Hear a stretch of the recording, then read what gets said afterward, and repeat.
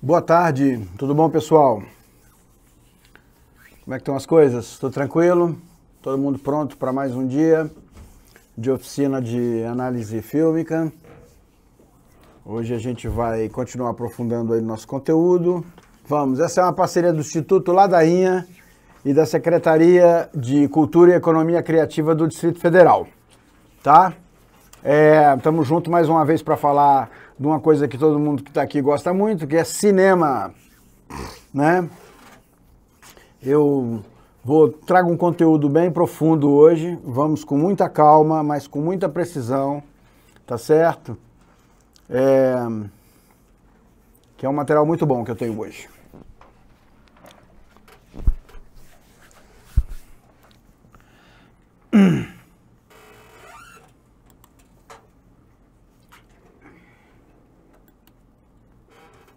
Eu não vou fazer recapitulado das aulas anteriores hoje, porque eu vou fazer ao longo do conteúdo. Hoje eu vou fazer um aprofundamento de conteúdo, tá? A gente vai realmente hoje no cerne da questão da análise fílmica. Se alguém tiver alguma dificuldade em compreender um conceito que eu estou passando, acho que pode sim, por favor, deve, até para mim. Se alguém tiver alguma dificuldade com o conteúdo que eu vou introduzir aqui, por favor, me interrompa, levanta a mão aí, chama, a gente volta, a gente repensa os exemplos, a gente define junto, tá certo? O importante é todo mundo conseguir entender os conceitos que eu estou passando, tá? Então vamos lá.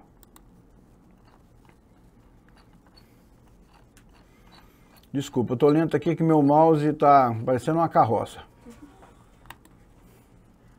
Vamos lá. Hoje a gente vai falar das ferramentas narratológicas, quer dizer, as ferramentas que a gente tem para estudar a narrativa, né? Porque a gente não faz análise assim à toa, a gente faz análise pensando e estruturando, tá certo? Então, o que seria, né? A narratologia é o estudo das narrativas de ficção e não ficção, né? Como a história e a reportagem, também você pode fazer estudos narratológicos da reportagem, do jornalismo, né, dos documentários, né? Então, e por meio de quê? Das estruturas e dos seus elementos, tá certo? É um campo de estudo particularmente útil para a dramaturgia e o roteiro audiovisual, tá? E aí ele cabe para tudo que é audiovisual, né? Cinema, quadrinhos, jogos, televisão, série, curta, redes sociais, tá? Cabe muito, quanto mais vocês conhecerem melhor esse estudo, mais diferente vocês vão olhar e analisar conteúdo audiovisual. A narratologia ela foi consolidada como ciência pelos pesquisadores franceses, né, como Roland Barthes e o Gerard Genette, e pela chamada escola formativa russa. A Rússia é muito forte, muito antiga, inclusive, no estudo das narrativas, né? Pelo Greimas, pelo Vladimir Prop, que eu sou super fã dele. Inclusive, vou colocar livros desses autores na pastinha que eu vou disponibilizar para vocês. E pelo grande notório da modernidade, né? Um estudioso notório da narratologia, que é o Umberto Eco, famoso, que tem livros lindos, deliciosos, que já viraram filmes, excelente no estudo da narratologia. Tá? O termo foi proposto no início do século XIX pelo Todorov para diferenciá-lo pelo campo de estudos dentro da teoria literária. Tá? Aqui, inclusive, a gente está no limite do que é literatura e do que é audiovisual. Lembrando que antes do audiovisual existir, existe uma certa literatura. Seja que você esteja fazendo filmes baseados em livros ou que você tenha escrito um roteiro, tá? Então, às vezes até eu posso usar o termo texto aqui, mas eu estou me referindo ao texto do audiovisual, tá? As abordagens narratológicas dos filmes hoje presentes no mercado são extremamente numerosas e variadas. A gente tem um pouco de tudo, né? Quando eu estou falando de abordagem, não estou falando somente de crítica, não, mas eu estou incluindo a crítica também aos filmes, tá? Os críticos.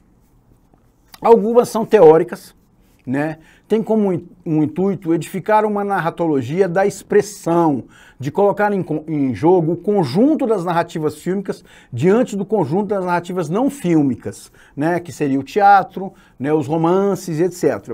Basicamente é o quê? Tem uma linha teórica da narratologia que tenta colocar o filme, o audiovisual, fora das outras narrativas, tá? Bem basicamente. Né? Sair da linha, o audiovisual ele é diferente do teatro, dos romances, etc. Sim, ele tem uma diferença, mas tudo é narrativo, tudo é história, né? Tudo é contação de história. E outras linhas, né? Outras que são dentro do conjunto das narrativas fílmicas, através da história do cinema, não é novo, tá? Isso não é novo, já vem de muito tempo, elas visam participar do estabelecimento de tipologias de narrativas que definem grandes formas narrativas. E é essa linha que a gente vai trabalhar aqui, tá? A gente não está dizendo, e a gente não vai dizer em nenhum momento que o cinema é melhor que o teatro, que é melhor que os filmes, não é isso, entendeu? As narrativas são diferentes, né? A gente apenas vai focar mais na tipologia da narrativa, dos grandes formatos do audiovisual, tá certo? Muito importante entender isso. Tá? Porque alguém pode dizer, não é assim, é assado. Sim, é diferente, tá certo? Então, a primeira ferramenta que a gente vai estruturar é que a gente tem uma estrutura operacional, tá certo? Não foi criada por mim, não foi criada agora, ela é bem antiga, ela é quase tão antiga, que o cinema que é narrativa, narração e diegese. Eu vou tocar nos três assuntos com calma, a gente vai aprofundar as três estruturas, mas bem basicamente seria, a narrativa é a história em si, né? É o relato. Qual é a narrativa? É o relato, né? Conta aí a narrativa, é o relato, tá certo? É a história que é contada. A narração é quem conta. Sou eu que conto na primeira pessoa, é ela que conta, é você que conta, quem conta a história? Que é o enredo, que aí é contado. E a diegese é como ela é contada, é a ação de contar, né? Eu posso contar no passado, posso contar no presente, N formas de contar uma história, tá certo? E já até altera esse como conta, quem conta depende, como conta depende muito de quem conta, porque se eu contar na primeira pessoa, eu conto de um jeito, né? Se eu contar como terceira pessoa, eu conto de outro jeito, tá certo? Mas então é essa estrutura aí. A história, quem conta a história e como ela é contada, tá? É importante entender essa estrutura operacional da narrativa. E é o que a gente vai fazer aqui. Tudo bem até aqui? Vocês viram que hoje o assunto é profundo, hoje vai sair todo mundo especialista aqui.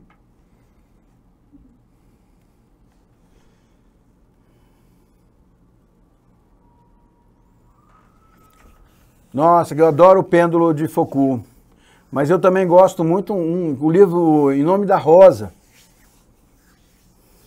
que virou filme.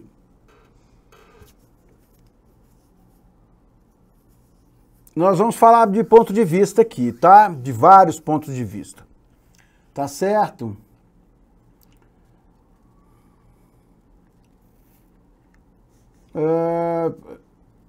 É isso aí, vamos lá. Então a narrativa, né? Uma narrativa ou história é qualquer relato de uma série de eventos ou experiências relacionadas, sejam não ficção ou ficcional, né? Seja não ficcional ou ficcional. As narrativas podem ser apresentadas através de uma sequência de palavras escritas ou faladas, imagens fixas ou em movimentos ou qualquer combinação delas, tá?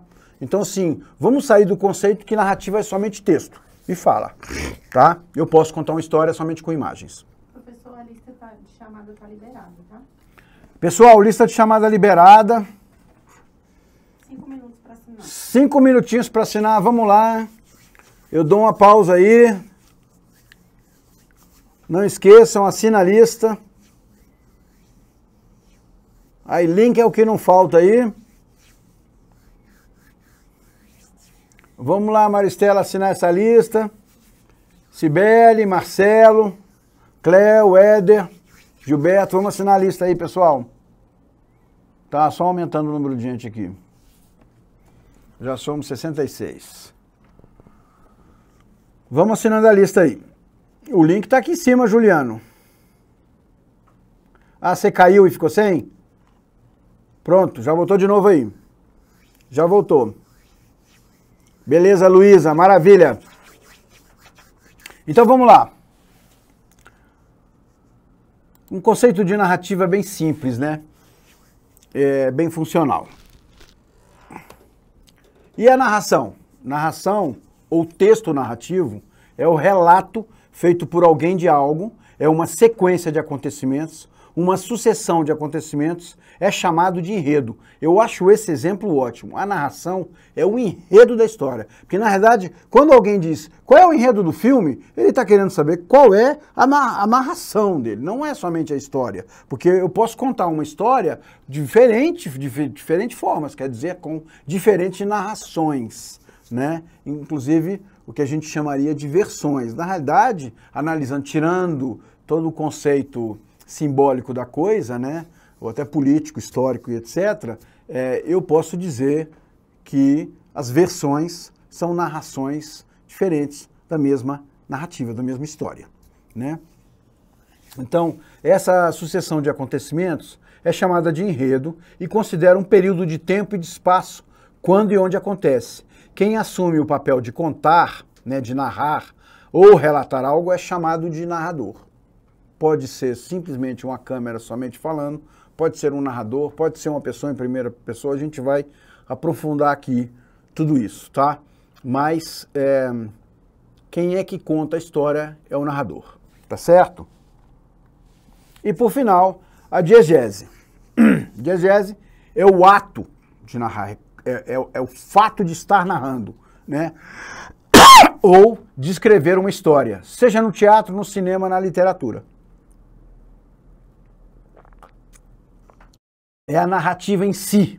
É quando o artista, o personagem, seja locutor, assumindo assim a própria identidade de escrever ou comentar o acontecimento, ou seja, como qualquer outro, está contando a história, tá?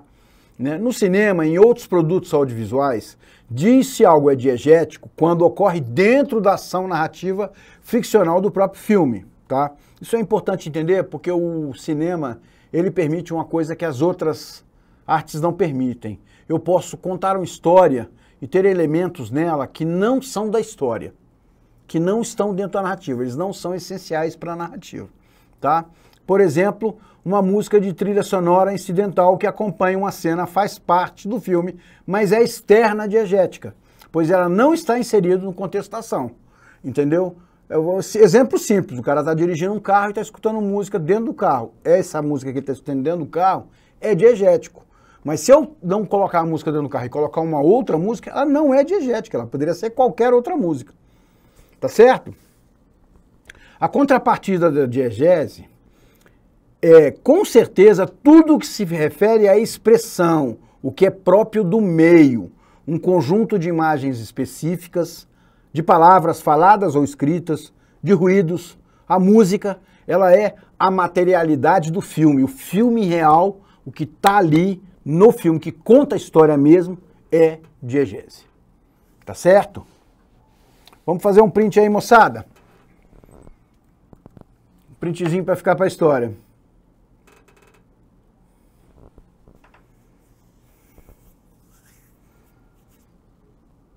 Vou responder já a você, viu, Gilberto e Karen? Muito bem levantados aí.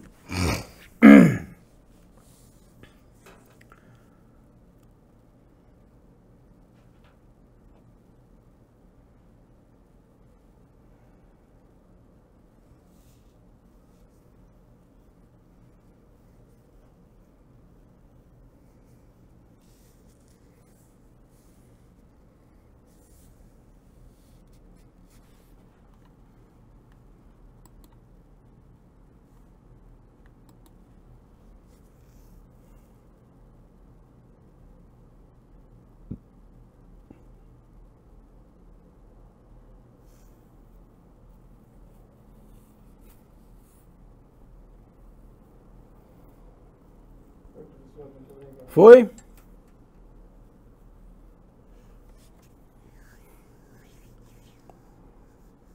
Vou lá, Ronald, vou lá. Só pegar os adendos de cada um aqui, ó. O Gilberto citou os filmes do Tarantino que coloca no meio dos filmes os diálogos, né? Exatamente. Alguns diálogos não são diegéticos. Podia ser qualquer diálogo. E ele representa muito bem, porque a vida é assim. Você não está na vida somente diegeticamente. Eu vou dar um exemplo claro, eu vou dar um exemplo meu.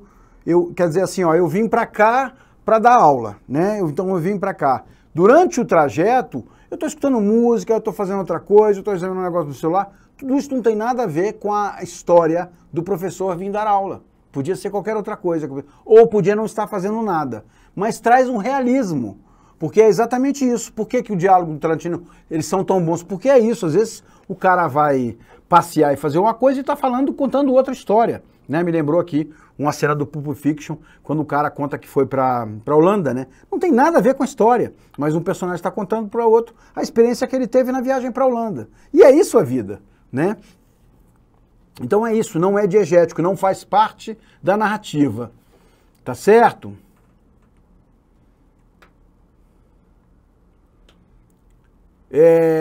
A mesma coisa, viu, Karen, quando a Sofia Coppola faz nos filmes, colocando esses objetos, tá certo? É mais ou menos o mesmo estilo, tá? Isso é proposital, a gente vai conversar sobre isso exatamente na aula de hoje, porque na verdade eles não fazem à toa, tá certo? Deu para entender, né, Ronald? E assim, ó, é muito simples, aqui só na nossa conversa hoje, vocês vão bem entender esse conceito de diegese, tá? Diegese, né, narrativa. É o que vem da narrativa. É o fato mesmo da narrativa, tá certo? É o ato, é a ação de estar narrando, entendeu? E aí vem o primeiro termo, nascido disso, que é o que é diegético. O que seria diegético? O que é da narrativa, né? Então, no cinema e em outros produtos audiovisuais, disse que algo é diegético quando ocorre dentro da ação narrativa ficcional do próprio filme. Então, é isso. Eu vou dar um exemplo de música. Eu vou lá fazer uma ação específica e aí eu vou fazer um barulho. Vou dar um tiro e eu dou um tiro do barulho. Esse som é diegético, porque esse som é o som da ação da diegese. Eu estou ali e eu dou um tiro e esse tiro faz um barulho. Eu estou num carro e eu ligo o rádio faz um som. Essa música que toca no rádio é diegética. Mas aí eu estou correndo e toco uma trilha sonora, ela não é diegética. Ela compõe, mas ela não é diegética. Deu para entender? Então, uma música trilha sonora incidental acompanha uma vez a cena do filme, mas externa à diegese, pois ela não está inserida no contexto da ação. Tá certo? Não quer dizer que ela não é importante. Você vê a diferença que faz a música para um filme, mas ela não é diegética. Ela é uma decisão que não interfere tanto se não for. Agora, se eu der um tiro e o som do tiro não aparecer, vai ficar estranho para o espectador. Se eu ligar o rádio e não sair som, vai ficar estranho para o espectador. Esses sons são diegéticos. Deu para entender esse conceito aí?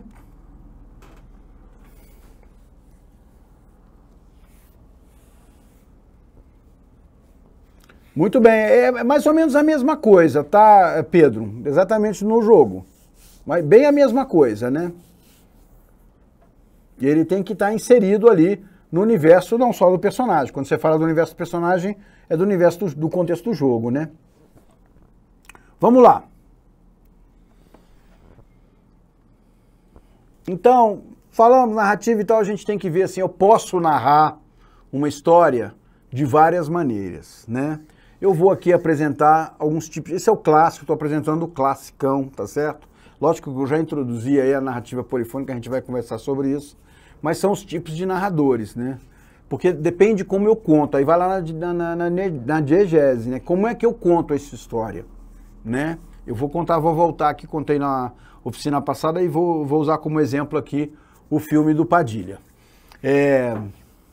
Nós temos 3 tipos de narradores clássicos, tá?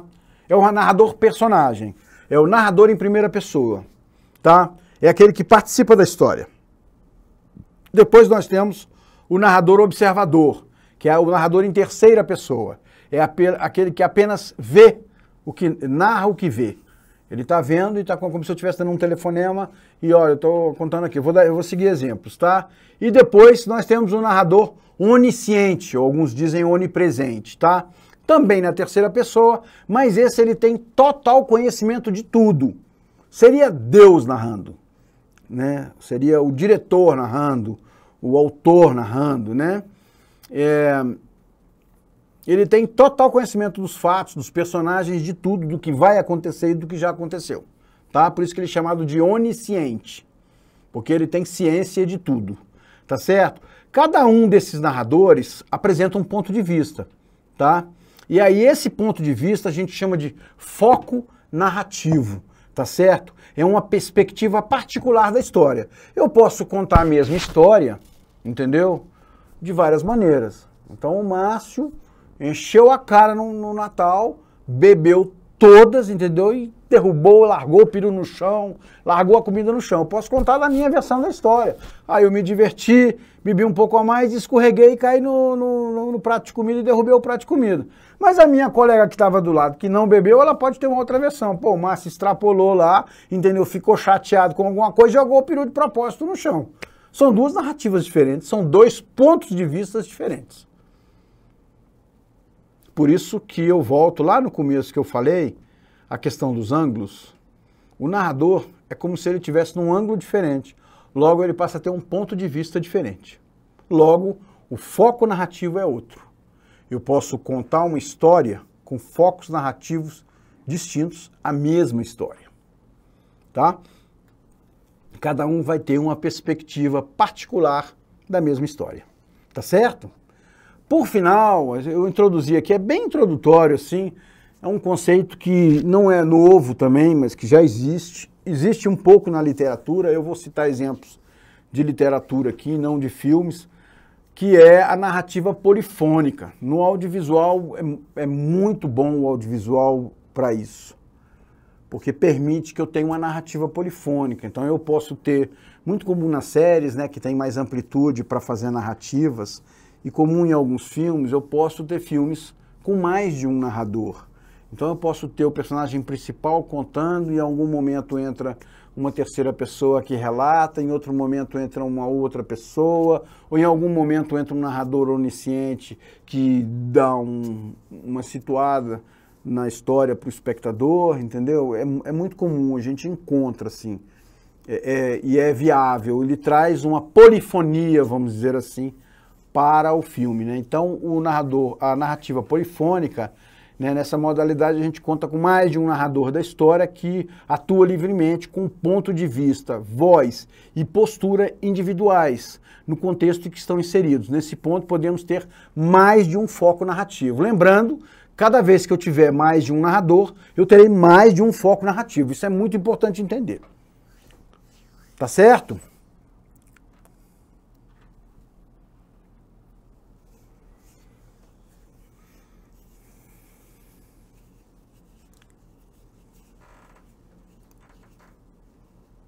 Flashback e flashforward são narrativas, tá, Giovanni? Tem que ver quem narra.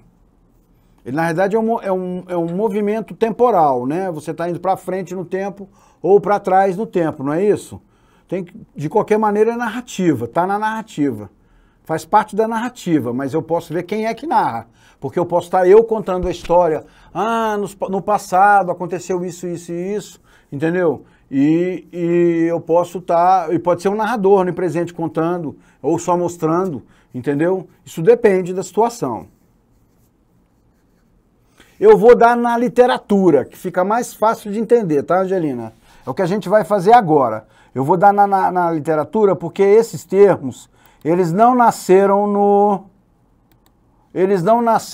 filme. Esse modelo, essa estrutura de narrador, né? Esses tipos de narradores, vamos dizer assim, ou modalidades de narradores, eles não nasceram com o cinema. Eles existem há séculos e séculos e séculos. Tá certo? Então eu vou usar aqui exemplo, eu vou aprofundar um pouquinho cada um dos três, tá? Mas antes eu vou terminar de falar do foco. Porque o foco narrativo ele é muito importante para nós do audiovisual, tá? Então uma história ela pode ser contada de diferentes perspectivas. tá? Eu posso ter vários ângulos. Isto é, de distintos pontos de vistas. O narrador pode fazer parte da trama, quer dizer, está inserido lá dentro da história, e assim expor sua visão particular dos fatos, mas pode também estar fora da trama e apenas como um observador dos acontecimentos, ou mesmo detentor de um conhecimento prévio acerca do enredo, quer dizer, eu sei o que aconteceu e vou contar ali a história do fulano. Essas diferenças de narrar-se uma história são chamadas de foco narrativo, tá?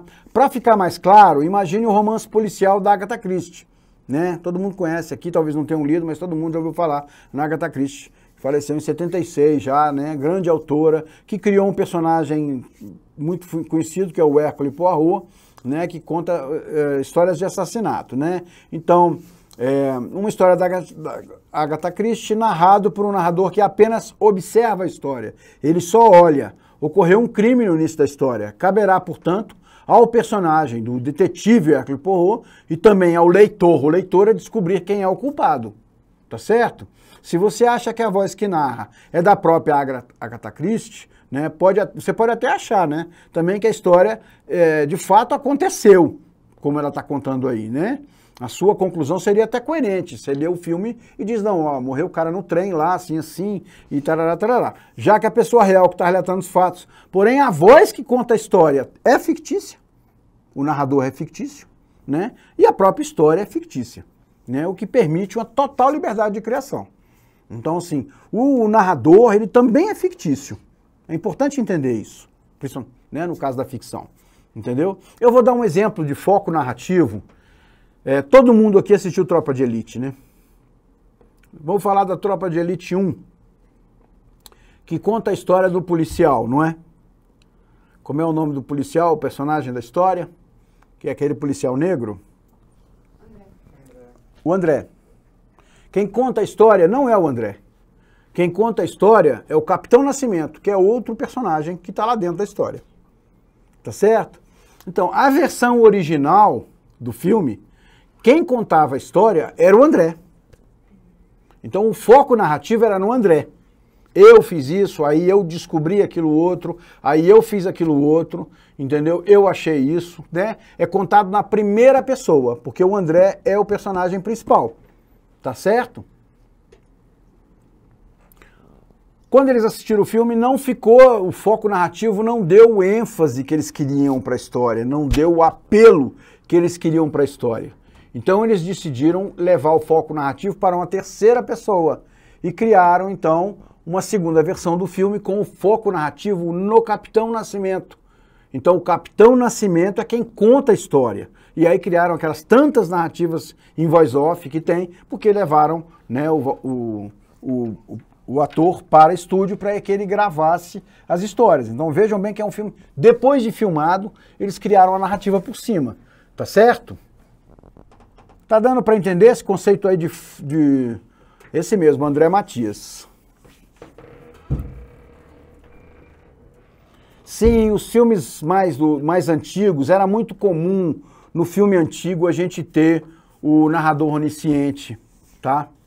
Às vezes onipresente. Era muito comum. Hoje a gente já está muito trabalhando essa questão da polifonia, vamos dizer assim, a narrativa polifônica, né? Onde você tem, um momento eu posso narrar na primeira pessoa, outro momento eu posso narrar em outra pessoa, vamos dizer assim, tá?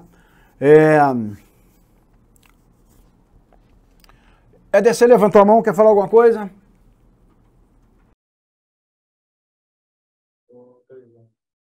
Oi? Éder, Oi, tá me ouvindo? pode falar. Estou escutando. Sim. Boa tarde, professor. Boa tarde, pessoal. Tudo jóia? Bom, professor, a primeira coisa, quero tecer um comentário rápido, né, e elogiar as aulas, tanto a oficina passada de produção para o cinema como essa tá muito boa, e aí me fez recordar, né, as aulas lá, eu tive aula contigo no ICESP, Eita. com você e com o Marcelo. Então, Marcelo Faria. Marcelo Faria, foi muito bom. Estava comentando com um colega aqui, um amigo aqui do trabalho, né, que eu tive aula com vocês e, enfim, quero elogiar aí, tá muito boa as oficinas, tá? Obrigado. E aí a pergunta, eu vou voltar um pouco sobre diegese, que eu me recordei de uma aula em que o Marcelo falava ali de diegese e tudo, e aí no que você foi falando, eu me lembrei de uma cena, de várias cenas que ocorrem no Lobo de Wall Street, do Sim, Scorsese, e em que ali as primeiras cenas, né, tá lá o ator Leonardo DiCaprio interpretando lá o Belfort, né, acho que é Belfort mesmo, e sim. aí ele tá ali narrando, então tá acontecendo a cena normal e de repente ele olha para a câmera ali e começa a falar para a câmera. Isso se configura uma quebra diegética, certo? Sim. E Quando o personagem fala com a câmera, você está fazendo o que a gente chama de metalinguagem, né? Você está quebrando um conceito que é chamado de terceira parede. Seria o que seria a quarta parede? A quarta parede somos nós, né? Que estamos assistindo, porque o que você olha, você vai ver. Você vê para cá e para o fundo. E você é a quarta parede. Ela nunca existe, porque por mais que eu movimente a câmera, a quarta parede nunca existe. Então é usado esse termo de quarta parede por causa disso. É como se tudo que a gente está assistindo, né, nós somos a quarta parede, tá certo? E então nós somos onipresente ali. É como se a gente estivesse presenciando uma cena, né? E que a gente não estivesse ali. Somos uma parede, por isso que é chamado de uma parede. Tá? A partir do momento em que o ator olha para a câmera e fala com a câmera, ele quebra esse conceito. Então, ele quebra o conceito de dizer assim, bom, agora ele está assumindo que isso é um vídeo, que isso é um filme, né? Ele está falando com a câmera. Né? Então, ele assumiu isso. Aí, então, realmente quebrou a diegese.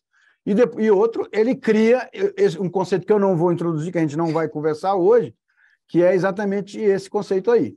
Entendeu? perfeito, Mas perfeito. é isso, quebra sim, diegésica. Diegesicamente falando, quebra. Oh, maravilha, muito obrigado, professor. Ok.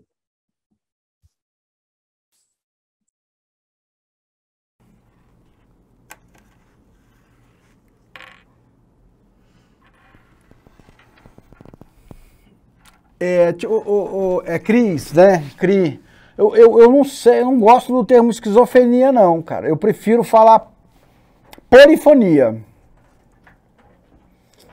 Tá, tudo bem, se você. Porque o público comum não está acostumado a uma narrativa muito. Eu prefiro o termo polifonia. Porque o esquizofrenia, ele leva para um exagero. O esquizofrenia é uma doença, né? Então ele leva para um exagero. E eu acho que não é exagerado você botar diversas falas e diversos pontos de vista, né? Mudar o foco narrativo nas suas histórias.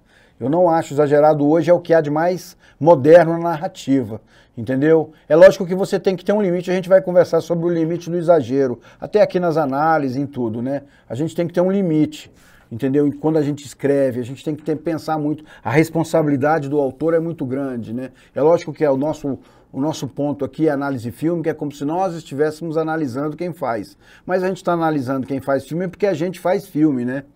E a gente tem intenção de fazer, ou está fazendo, ou vai fazer, ou já fez. Então, assim, a gente tem que também ter esse lado da responsabilidade que é de quem cria, de quem escreve, né? E o excesso de polifonia, ele pode confundir o espectador comum, tá? Tem que ser com parcimônia, né? Tanto que você vê que na literatura não é muito comum, assim, que a literatura é o meio mais antigo, né, vamos dizer assim, de comunicação narrativa, né? E você vê que é comum, mas não tanto. Muitos autores que usam, né, como Saramago, por exemplo, foram muito criticados nos primórdios, né? Mas é muito bom usar, é muito bom. E eu vou mostrar, a gente vai ver que existe. Existem várias, tá? Eu vou voltar lá.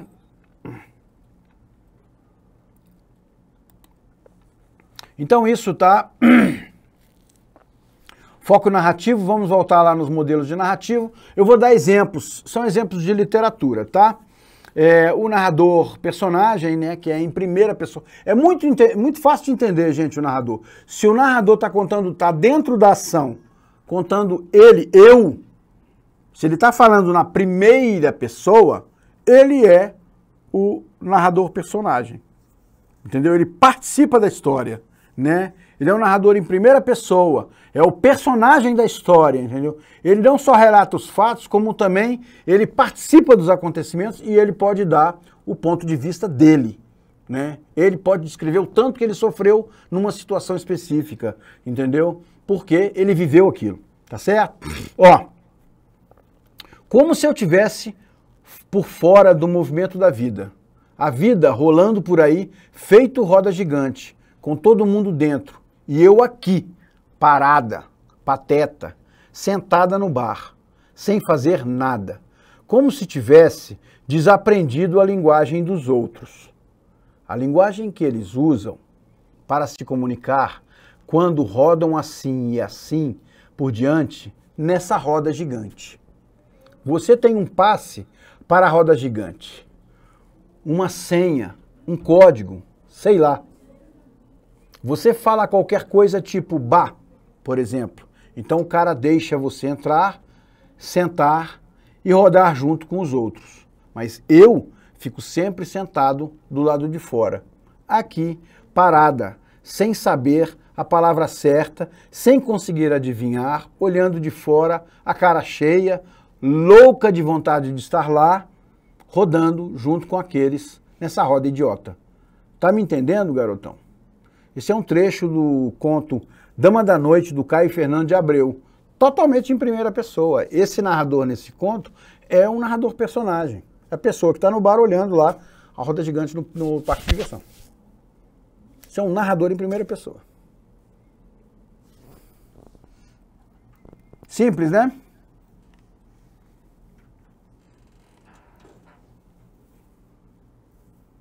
Sim, Forrest Gump é muito bom, Clube da Luta é muito bom também. Eu acho que o Clube da Luta tem polifonia, viu?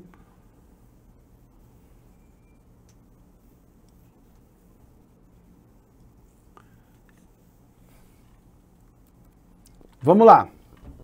Então, narrador em primeira pessoa, vamos para o narrador observador, tá? É o que está em terceira pessoa, mas ele só vê, ele só relata. Então, ele apenas, né, ele é uma pessoa, narrador em terceira pessoa, ele narra apenas o que vê. Então, ele não sabe, tá certo? Se você passar num filme uma cena de assassinato e ele vê o assassino, ele vai saber quem é o assassino. Mas se você não mostrar e ele não narrar, ele não pode contar para o espectador quem é o assassino, porque ele não viu. Ele só vê o que você vê. Ele é uma terceira pessoa. Ele está ali narrando a história para você. Mas ele é seu parceiro, vamos dizer. É quase como se ele estivesse sentado na cadeira junto com você. Entendeu? Ele não participa da história. Então ele não tem conhecimento total dos fatos. Ele não sabe o histórico do personagem. Entendeu? E ele não conhece o futuro. Ele não é onisciente. Ele está na terceira pessoa, mas ele não é onisciente. Isso é muito importante entender essa diferença entre um e o outro, tá certo? Ó, o sol estava começando a baixar e a luz da tarde estava sobre a paisagem quando desceram a colina. Até agora não tinham encontrado viva alma na estrada. Já estavam andando havia 1 hora ou mais quando Sam parou por um momento, como se escutasse algo. Estavam agora em terreno plano, e a estrada, depois de muitas curvas, estendia-se em uma linha reta através de um capinzal salpicado de árvores altas. Tá? Isso é do Senhor dos Anéis lá, né? Uma versão aqui brasileira já, com a tradução da Lenita. JJR, o Senhor dos Anéis contado não é onipresente, contado como tá os fatos, tá certo? Não é onisciente. Tá certo? Importante entender essa diferença aí, porque é um detalhe, é uma nuance, né? Mas ele é muito importante na narrativa. Tudo bem? Ficou claro aí?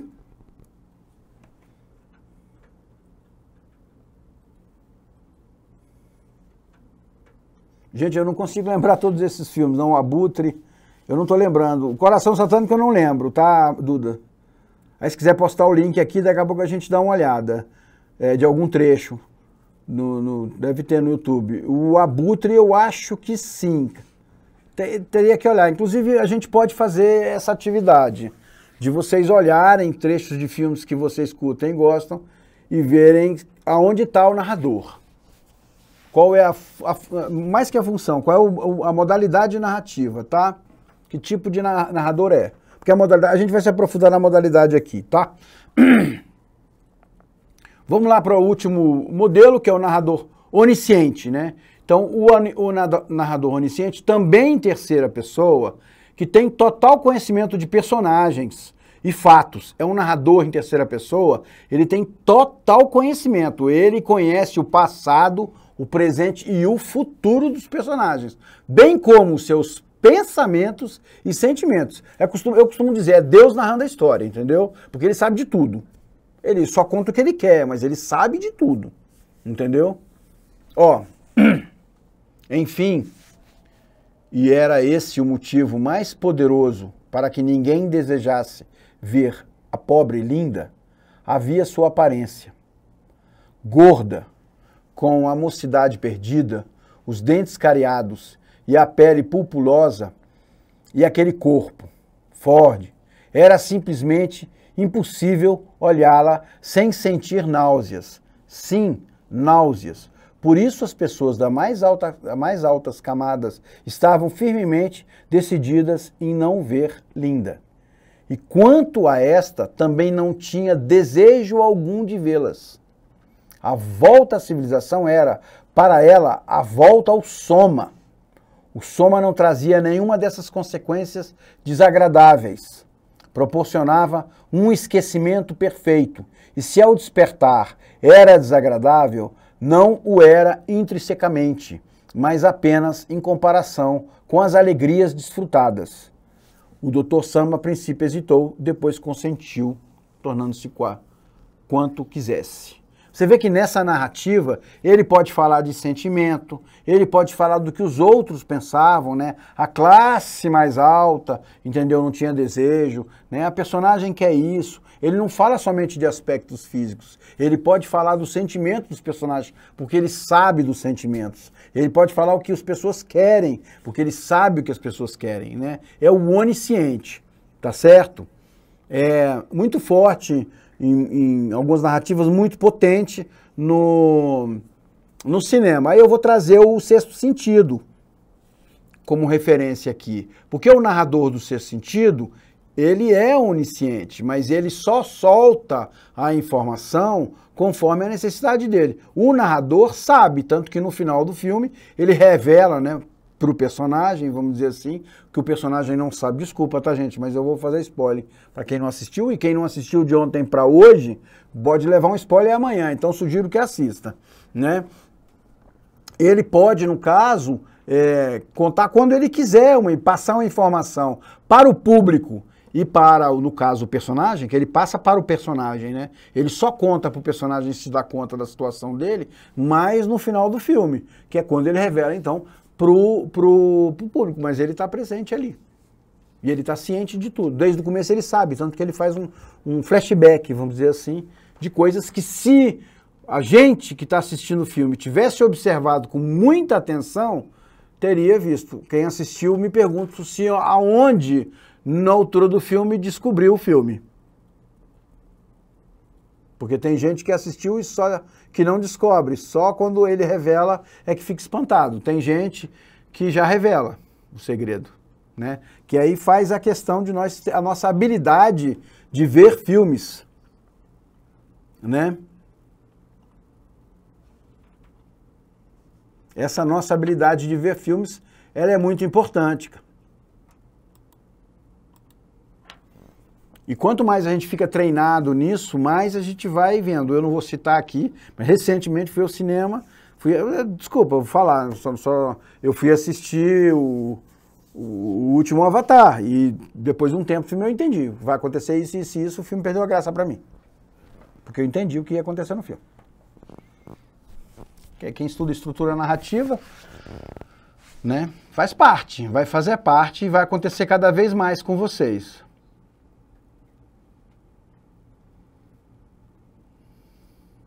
Pois é, a gente acaba descobrindo um pouco antes.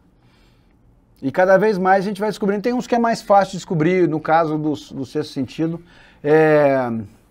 Caso Sexto Sentido é muito sutil, né? O cara é muito bom. Esse filme é muito bom especificamente, né? Mas é isso, tá, gente? Então, temos 3 modelos, tá? O narrador personagem, o narrador observador e o narrador onisciente, tá certo? e aí nós podemos misturar. Você não precisa ter num filme um único narrador, né? Muitas vezes tem um único narrador, mas você pode ter ali dois modelos, vamos dizer assim, né? Duas modalidades de narrativa. Tudo bem? Tá, e vamos falar um pouco do enunciado, então, né? A enunciação é o ato individual da utilização da língua pelo falante, ao produzir um enunciado num dado contexto comunicativo, tá? A enunciação fílmica é o que se fala. O enunciado, gente, é o que se fala. É o ato de falar, a enunciação. Estou falando. Eu estou enunciando agora. Eu estou falando. Tá certo? E é dentro do contexto. No caso de uma narrativa, o enunciado tem tudo a ver com o contexto da narrativa, né? Ele pode ser diegético, aí vamos ficar ótimo, ele pode ser diegético ou não, né? Existe também a enunciação fílmica, que seria o quê? É a atividade exercida por aquele que fala no momento em que fala, ligada à ordem do acontecimento. E como tal, trata-se de fala dos autores. Aí que cai. A gente tem que tentar entender que numa ficção, todas as falas, quem está falando, são os autores. É você que escreveu o seu livro, seu filme, é que colocou aquelas palavras na boca do personagem. Cabe a você fazer como a Agatha Christie e escrever uma história com um ponto de vista tão bom que a gente lê e acredita que tudo aquilo é verdade e que você é um narrador de verdade. Né?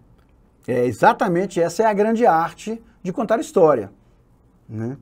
Então, assim, o enunciado, que é o detalhamento, é a fala em si, ele é muito importante. Tem filmes que a história é muito boa, mas aí o diálogo é ruim, entendeu? A enunciação fílmica não é tão boa, e aí a gente nem gosta tanto, né? Por isso que é tão importante o diálogo, né?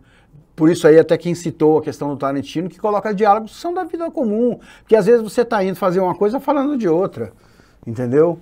Outro dia eu fui comprar uma carne, o cara tá no açougue contando uma história que não tem nada a ver lá, que nem tinha a ver, que eu nem sei se eu pessoalmente gostaria que tava falando lá de bicho. Tem gente que não gosta que fale algumas coisas quando tá comendo, entendeu? E isso é a vida real. Então, assim, quanto mais próximo o seu enunciado ficar disso, melhor fica, né? Muito importante entender esse conceito, tá? Então, a enunciação, né, que é a utilização da língua pelo falante, por quem está falando, ela tem tudo a ver com o contexto da comunicação ali, do que você está querendo transmitir. Ok?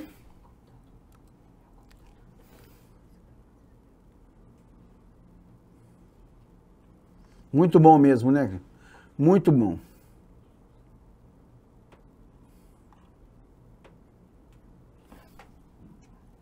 Olha, eu já acho, viu, Giovanni? Eu já acho o Tarantino bem previsível dentro... Porque a gente não está estudando aqui estruturas narrativas, entendeu? Porque o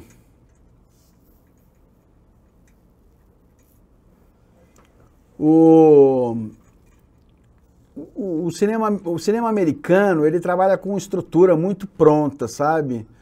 O começo, meio e fim ali, uma estrutura com ápice, o clímax. Então, depois que você entende essa estrutura narrativa, vai estudar um pouco de roteiro, fica difícil. Tudo bem que ele sai da curva dos filmes americanos, e sai muito da curva, mas no fundo ele tem ali uma estrutura que é bem próxima. Então, a maioria dos filmes dele, dá para você fazer uma análise, aí você entender, ó, aqui vai haver uma virada, entendeu? Aqui já pode acontecer isso, entende? O Scorsese já faz um filme mais europeu, com uma outra estrutura, apesar de não ser, né, que já está americano, tá, né, filme americano, mas faz. O Tarantino é muito amplo, então você tem de tudo, você tem de tudo, né? Por exemplo, o Pulp Fiction é um filme que você não tem previsão em nenhum momento, né? E outros. A gente vai tratando aí com calma deles. Vocês entenderam essa estrutura de narrativa, né? Ela é essencial para a gente poder continuar evoluindo aqui, tá? Então, a enunciação, conscientemente ou não, tem-se a tendência quase natural de colocar o que pretende o filme e o que acontece no filme na voz do personagem. Isso se atribui à natureza humana, tá? É normal isso. né? Trata-se de uma maneira mais ou menos típica do autor ao espectador, dele falar com o espectador, né? Porque na realidade a enunciação do personagem ali é exatamente o autor que está falando com o personagem, tá certo? Isso tem que ser muito bem pensado. Aí eu vou elogiar de novo já falando, eu vou elogiar o Tarantino, que sabe muito bem fazer isso. Diálogo é muito importante no filme, na ficção, para parecer real, entendeu? Senão você pode criar um filme que ele é uma verborragia, né? Só falar, um monte de explicação que não precisa ser explicado, entendeu? A vida não explica tudo. Para que você faça um filme bem real, você não pode explicar tudo.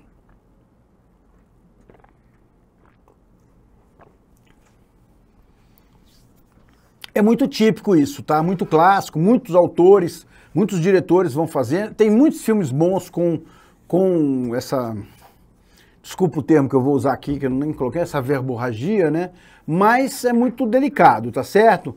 Isso poderia explicar que se tenha tentado transpor para o domínio fílmico o dispositivo enunciativo do intercâmbio verbal da literatura, né? Fundado no aparelho deiético, tá? Aí, assim, isso é típico da escrita, porque no livro que você explica. Eu vou dar até um exemplo falando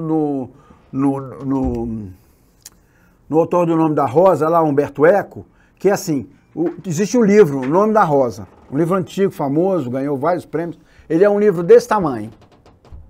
E aí saiu o filme, acho que é Em Nome da Rosa, ou O Nome da Rosa.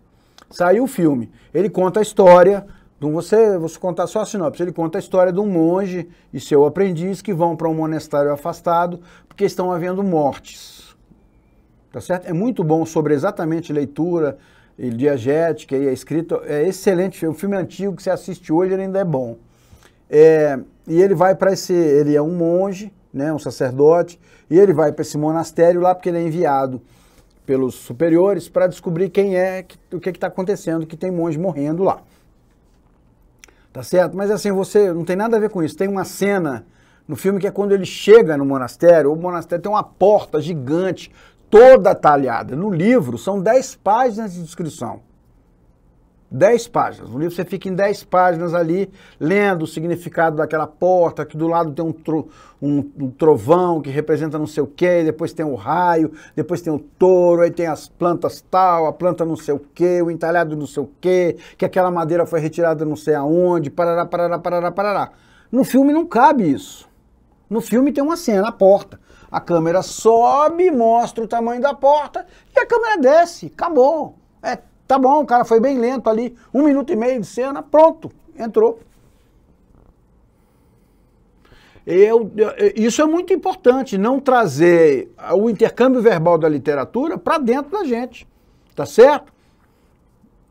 Eu vou mais profundo, eu vou bem profundo, porque assim, é difícil. Eu vou dar um exemplo aqui do deiético, que é o seguinte, eu estou num personagem, tá? Pensa num personagem, né? Então ele numa frase do tipo, ele chega lá para o outro personagem e diz, eu estou lhe devolvendo o dinheiro que tomei emprestado ontem, tá? Então ele tá, no presente ele está devolvendo o dinheiro, mas ele está trazendo informação do passado. Remete ao presente, à enunciação do passado, tomei emprestado. Ele não podia, num filme com essa cena, eu posso nem colocar a cena dele pedindo dinheiro emprestado. O fato dele estar devolvendo o dinheiro e dizendo, olha, tá aqui, tô te pagando aquela grana que eu peguei semana passada, eu tô contando na minha história, na minha diegética, né, no meu enunciado aqui, eu tô nesse momento diegético, eu estou contando que no passado eu peguei o dinheiro emprestado. Isso aí é deiético.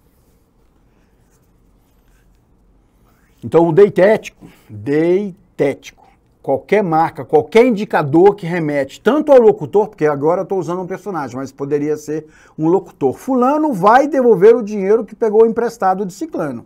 O locutor que está falando, o narrador.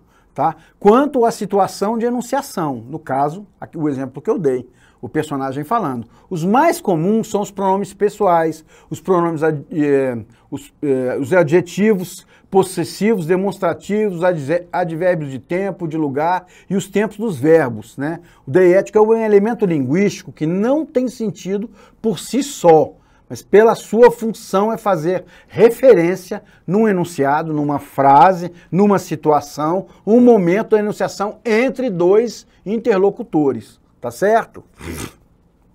Na linguística, eles são elementos que contribuem para a coesão e articulação textual, como pronomes pessoais demonstrativos, como os tempos verbais, os advérbios de tempo, lugar e uma infinidade de outros recursos linguísticos, tá? Gente, eu estou trazendo isso aqui porque, assim, muitas vezes você não precisa colocar no filme, né, um elemento só para explicar. Você, numa fala de um personagem, você contextualiza e não precisa estar explicando.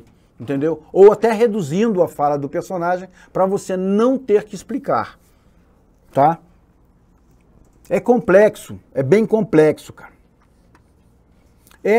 Muito bem, Cléo, você bateu lá. É gramática fílmica. Quanto mais vocês compreenderem isso, entendeu? Mais vocês vão dominar a escrita, porque na realidade, mesmo quem está assim, não, eu não quero dirigir, eu quero só escrever. Você vai escrever, é isso aí, gente. Você está escrevendo, é gramática fílmica. Você está escrevendo com imagem e som. Você tem que colocar os dois no papel ou no computador. Então, esse entendimento ele é muito importante. Quanto mais elementos da gramática fílmica, da gramática, num contexto total, né, porque a gramática fílmica não é nada mais, nada menos, né, do total. Acho que a lista já foi, viu? Acho que vai sair uma daqui a pouco.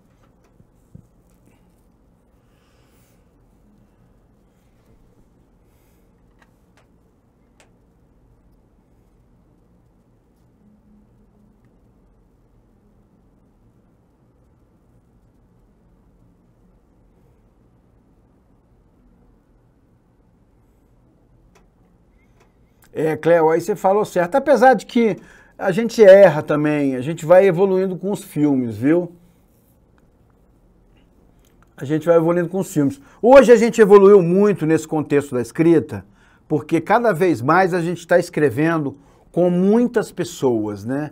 Antigamente, assim, a gente sentava, o autor era um roteirista que escrevia a história. Hoje nós temos salas de roteiristas e que fazem a escrita em conjunto, né? Isso evolui muito, faz com que as nossas narrativas cresceram muito, né? Eu concordo, a Ana Vidigal tocou num assunto importantíssimo aí.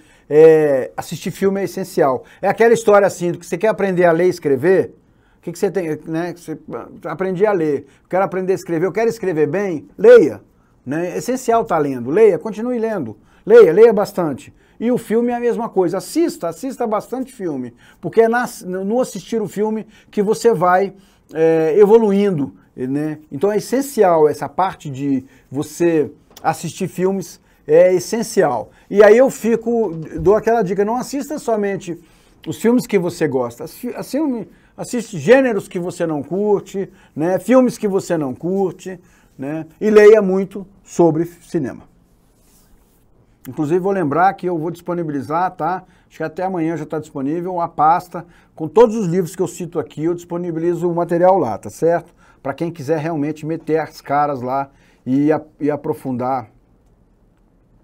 Com certeza, para melhorar o repertório e para não ficar falando à toa, né?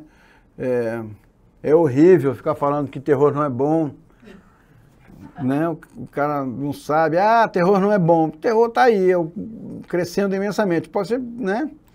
Faz parte. Vamos lá. Faz parte.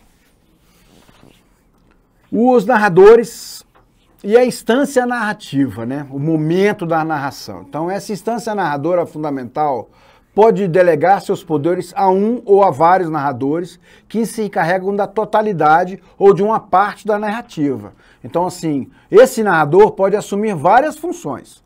Eu vou aqui colocar aqueles narradores lá, apesar de serem na primeira pessoa, né, aquele modelo ali, você pode ter funções diferentes para os narradores, tá? Isso aí já cai para a gente num conceito de que vai vir a simbologia, que é aquilo que a gente estudou lá na primeira aula, entendeu? Que seria assim, o narrador tem função. Eu posso ter um narrador que executa todas as funções que eu quero num filme, ou eu posso ter mais de um narrador que executa uma função X, outro que executa uma função Y, né, e assim por diante. Então, eles podem ter várias funções, tá? Eu vou dividir aqui em 3, tá certo? Que basicamente é o tanto que ele é diegético e o tanto que ele não é. Mas vamos lá. Ele pode ser extradiegético, que ele é o comentador externo, que parece sob forma de uma voz identificável ou não. O exemplo tipo do voice-off, entendeu? O cara que tá voice-off numa narrativa, né? A voice-off, ele é extradiegético. Ele tá fora, totalmente fora. Ele tá fora de quadro, ele tá contando ali, tudo bem, a fala dele pode até estar dando informações, comentando, né? Ou dando informações importantes para a narrativa, né? Para o espectador, vamos dizer assim. Mas ele está fora da narrativa. Ele é extradiegético, tá? Pode se situar o outro à beira da diegese. Então ele pode, sem interferir diretamente no desenvolvimento da história, esse narrador pode pertencer ao entorno. É um narrador delegado, é um observador fora da ação, mas supostamente ele não está fora do universo diegético. Ele é batizado por muitos autores por peridiegética, ou narrador peridiegético, tá? Esse narrador, ele pode ser o personagem já, entendeu? Então ele é um narrador que está observando, ele está fora da ação, mas ele está dentro do universo do filme. Então já pode ser o narrador personagem, entendeu? Que pode estar narrando de fora uma situação de outro personagem. Vou dar um exemplo de peridiegético famoso, vou tocar de novo no Tropa de Elite. É o nosso querido Capitão Nascimento, entendeu? Que está na história, mas está narrando algo que aconteceu que não foi com ele. Então ele tá na periferia da diegética. Deu para entender esse conceito? Que aqui a gente está indo bem no aprofundado, gente.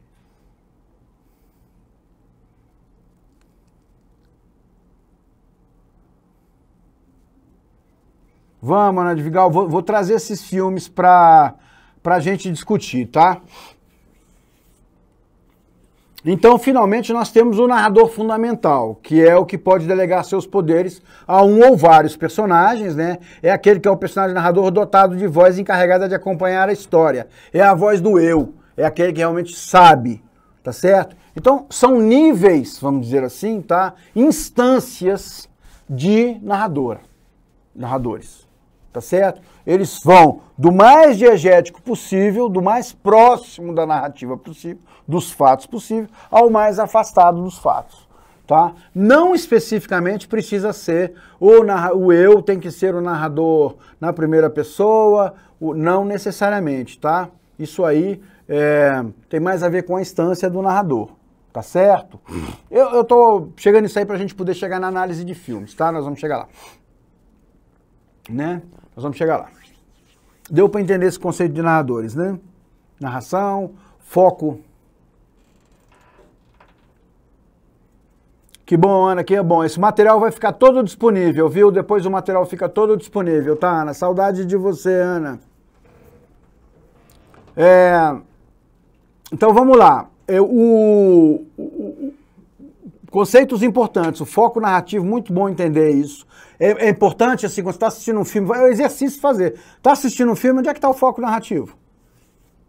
Quem é o narrador? Como ele conta? Entendeu? É fazer essa experiênciazinha, vou dar um passo para trás aqui, só pra gente. É fazer essa experiência aqui, ó, que eu apresentei aqui no começo. Narrativa, narração e diegese. Qual que é a história? Como é que é o relato? Qual é o enredo? Quem conta? Entendeu? Rapidinho, se você olhar e se situar nisso aí, você vai conseguir analisar muito melhor o filme. Lembrando, gente, que o filme, ele é autoria, tá? A gente vai fechar hoje com isso. A gente tem que tentar entender, inclusive, vai ficar dicas para vocês que são, né, autores ou futuros autores, né? A gente pensar nisso, tá, gente? É muito importante pensar nisso, tá? Quando você está analisando um filme, não no sentido de criticando, mas analisando, mas quando você está criando, entendeu? Porque tudo que está ali é você. Vou voltar na historinha da Agatha Christie. Quando ela está escrevendo, ela que é o assassino e ela que é o detetive que está... E ela que é o narrador, entendeu? Quando você está escrevendo um filme, é você, tá? Então vamos lá. Chegamos na parte, miolo da questão, Analisar e interpretar, né? Então, muito já se falou que descrever um filme, contá-lo, já é interpretá-lo, pois de uma certa maneira reconstruí-lo ou até desconstruí-lo. Então é assim, gente. Se eu pedir aqui para algum de vocês que assistiu algum filme, me conta o filme aí, você já está fazendo uma análise fílmica. Quando você conta para o seu amigo pergunta, e aí, qual é o filme? Não vou ver, não, conta aí para mim. Quando você está contando a história, você já está, primeiro que você está interpretando, porque é o que você assumiu, o que você assimilou, o que você viu e gostou, o que você viu e não gostou, entendeu? Aí você já está criando uma análise, já é uma interpretação, porque analisar um filme é interpretar. É quase impossível a gente fazer uma análise de um filme sem fazer uma interpretação. Tanto que tem aquela, eu gostei do filme e ela não gosta. Ela não gosta de terror e eu gosto. Ela gosta de filme de drama, de comédia romântica, eu não gosto. Entendeu? E assim por diante. Porque os gêneros são... Não é somente por causa do gênero. Entendeu? É questão de gosto, são uma série de assuntos. E quando a gente vai contar, a gente já vai interpretar. Porque, de repente, um filme que eu não gosto, eu vou dizer, nossa, aquele filme é ruim. Não gostei. Né? É um assunto muito delicado. Até assim, pra gente criticar, é muito delicado, né? Porque a gente tem que entender assim, eu não estou em nenhum momento aqui trabalhando crítica de filme. Tá? Não é uma formação para vocês tornarem-se críticos. Mesmo que acabamos sendo, todo mundo critica e etc., colocar uma obra de arte, né, a público é sempre ser exposto à crítica, né? Mas não é por aí, tá certo? O Humberto Eco, porém, lembra, numa obra sua, que talvez seja útil estabelecer limites à interpretação. É onde eu quero chegar, tá? Inspirado em suas reflexões, eu vou indicar um contexto para essa problemática, porque isso é um problema sério da interpretação. Porque é exatamente isso, assim, eu posso interpretar de várias maneiras, e eu posso ir muito fundo, tá? E agora eu vou botar do lado de quem assiste, e depois vamos botar do lado de quem faz um filme. Porque aí quando você faz, você tem que pensar nesse outro lado. Porque a gente não faz filme para guardar na gaveta, a gente faz filme para as pessoas verem, né? Então nós temos uma interpretação semântica, tá? Que remete com efeito aos processos pelos quais o espectador dá sentido ao que leu, ao que vê, no caso, né, ao que ouve, quando se trata de um filme. Então a interpretação semântica é aquilo ali. Aconteceu aquilo ali. Aconteceu semântica. Aconteceu isso, depois isso. É a frase audiovisual. Semântica audiovisual. A frase audiovisual está ali. Ação fulano, ação, né, fato. O fulano fez isso.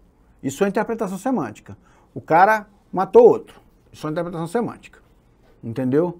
Então, essa é a primeira. Depois eu tenho a interpretação crítica, que, né, já remete à atitude, daí no caso do analista, aqui eu estou chamando de analista todo mundo que assiste o filme, lembrando, vou voltar lá no começo, a partir do momento que você está assistindo e contando um filme para alguém, ou mesmo guardando na sua memória o filme, você já está analisando.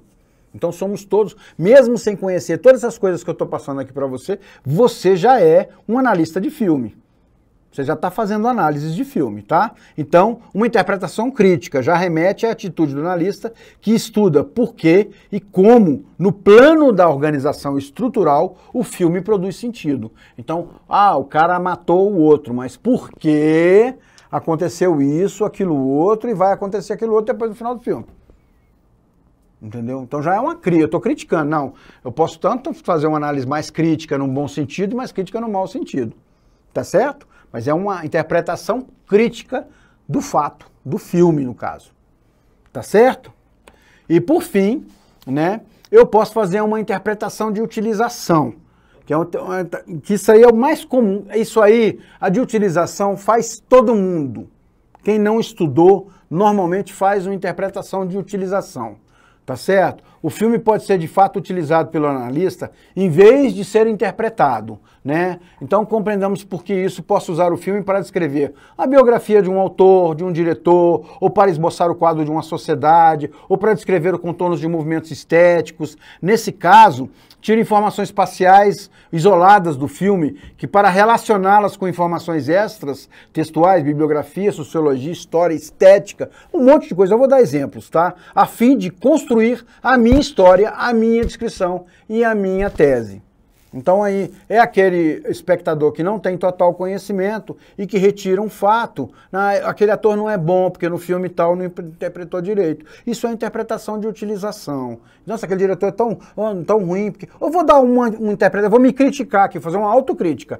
Eu dizer que o Tarantino não é bom porque faz filmes de violência, é uma interpretação de utilização. Porque eu não gosto de filmes de violência, então eu não acho que ele não seja bom. Por isso que quando eu digo que eu não gosto, eu tenho que me corrigir. Eu tenho que dizer, não, peraí, ele é bom diretor, ele faz bons filmes, mas eu não gosto da violência explícita no cinema. Porque senão eu estou fazendo uma interpretação de utilização.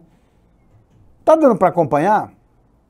Essa de utilização é a mais comum de todas. Todo mundo faz. A gente retira de filme um monte de coisa, né? Viram bordões, viram brincadeiras de rede social, viram de um monte de coisa, tá? Ela não é o incorreta, tá certo? Se eu repousar numa análise real do texto ou do filme, né? E não em um levantamento arbitrário de elementos destinados a averiguar uma hipótese, a gente vai chegar nessa questão das hipóteses, né?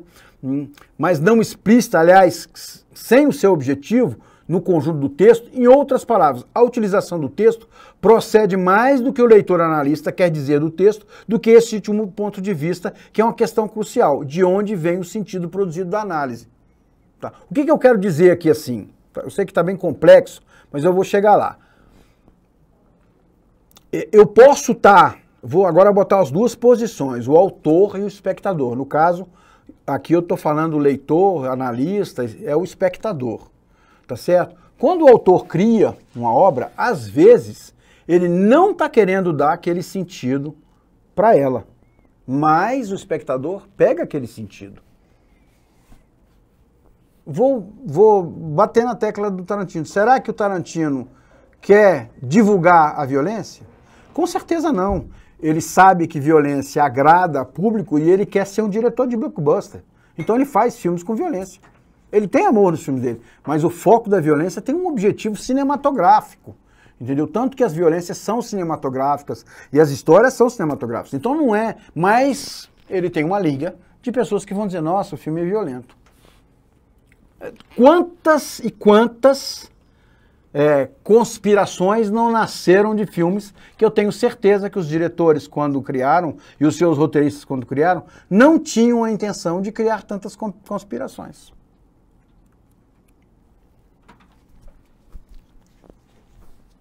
Sim, isso está no sentido do filme, Cléo. O livro vai ficar disponível.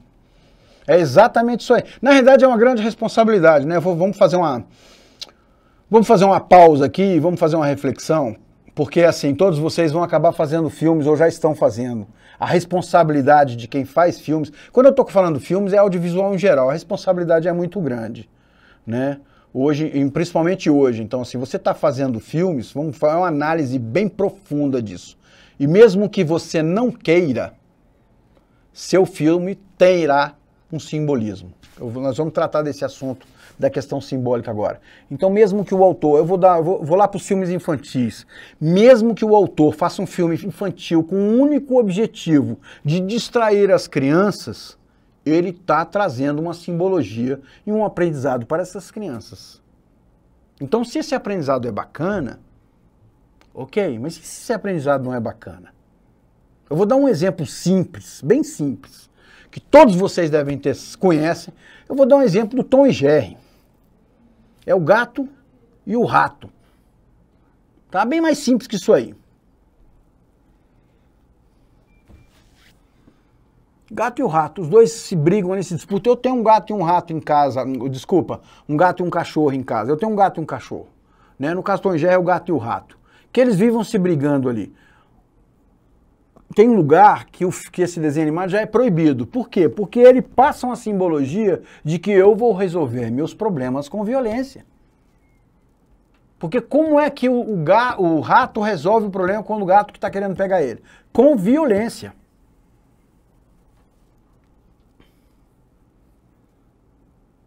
É uma reflexão, eu estou sendo bem simplório, mas a gente pode ir muito mais profundo. E tem séries aí fortíssimas, né? A série ela tem um peso muito maior disso do que o filme, porque o filme está ali, 90 minutos, sala de cinema, acabou. A série não, você tem ali, né,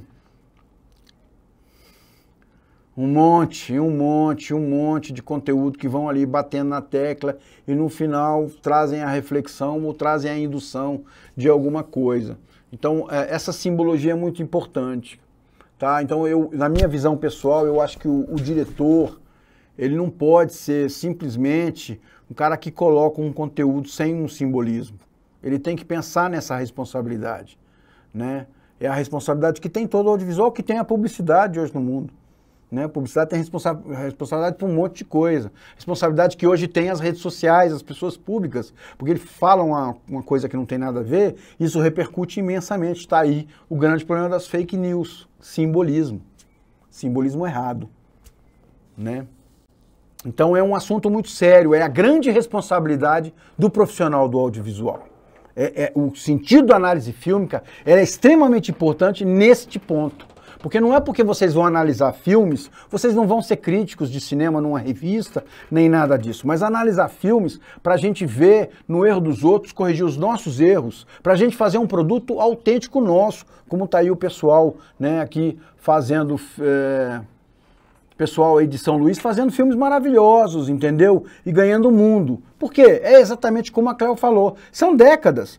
Tá todo mundo curtindo os filminhos da Coreia do Sul?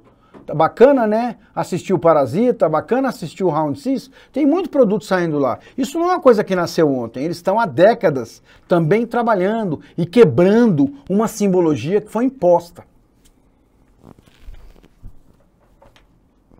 É isso aí. Vamos continuar, que o negócio não acabou. Então fica o questionamento, né? Vou voltar aqui só para a gente se situar. Nós temos vários tipos de interpretação. Eu tenho uma interpretação mais básica, que é só utilizar um conteúdo, e eu posso ir numa interpretação até mais simbólica, né? Mas aí, assim, de onde vem o sentido para produzir análise?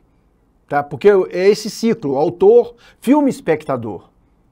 Se o autor não criar o símbolo, o filme por si só será um símbolo. E esse símbolo vai ao espectador e o espectador vai criar, o espectador pode criar até outro símbolo. Né? Então a história da crítica está cheia de polêmicas, suscitadas exatamente por essa questão. De maneira muito esquemática, eu vou colocar as 3 posições extremas seguintes, podem ser distinguidas, tá? São 3 pontos, tá? É o sentido do filme, ele vem do autor, quer dizer, quando eu estou falando do autor, eu lembro, tá, gente? Quando eu falo o autor, eu devia até corrigir isso. É o roteirista, é o diretor e é o montador.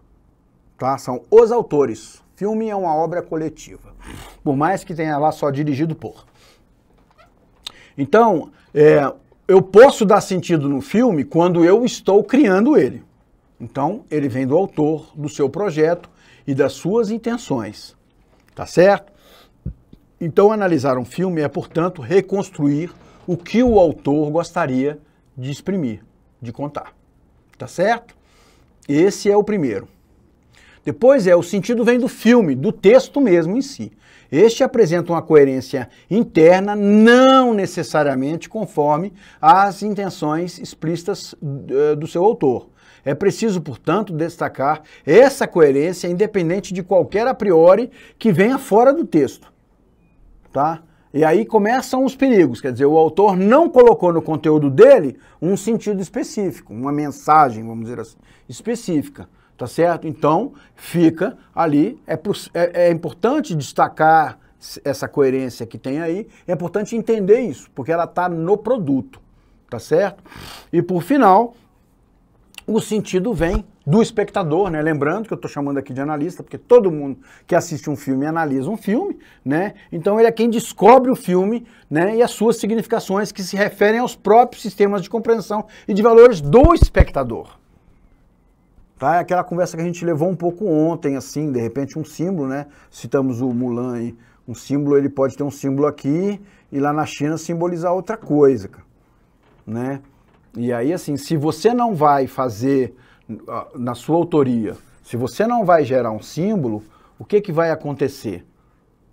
Né? Essa simbologia pode ser gerada na obra ou não, e se não gerar na obra, o espectador vai criar simbologias que sejam interessantes para ele. Né? É extremamente perigoso, gente, tá? eu vejo, na minha visão, assim, a grande ferramenta da análise fílmica é essa, assim, para que a gente se tornar autor, fazer filmes conceituais, né? A gente pensar bem, a gente precisa. Por isso que eu solto as pílulas, assistam um filme nacional. Então a gente precisa valorizar, a gente está aqui, ó, a gente está aqui falando. Desculpa, eu vou criticar vocês um pouco, cara. Quase ninguém cita filme brasileiro aqui, cara. Entendeu? Quando vocês fizerem filme, vai ser o quê quando vocês fizerem? Vocês vão fazer filme brasileiro, cara. Aqui não tem ninguém que vai fazer filme americano. Não tem nenhum americano aqui. Não tem nenhum europeu aqui. Então, assim, bebam na fonte, mas vamos fazer o nosso. Entendeu? Dou parabéns aí, né? O filme tá no...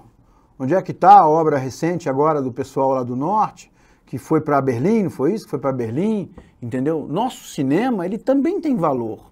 Nosso cinema tem peso. E não é de hoje, entendeu? Tudo bem que estamos num período aí difícil, que acabou, entendeu? Mas nós vamos voltar com força toda e a gente precisa criar filmes nacionais e obras maravilhosas, várias. E vocês têm condições. Temos condições.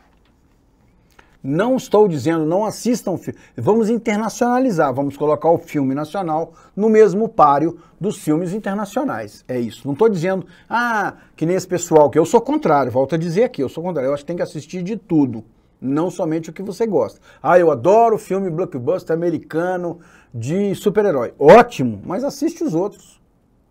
Se você fosse somente um espectador comum, eu te entenderia.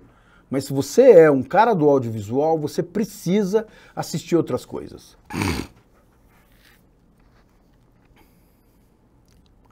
Vamos lá.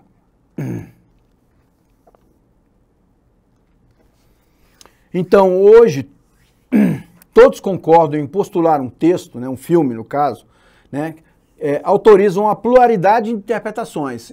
A gente vê aí, principalmente nesses grandes filmes de situações mágicas, ET, e super-heróis, e míticos, e espírito e tudo, né?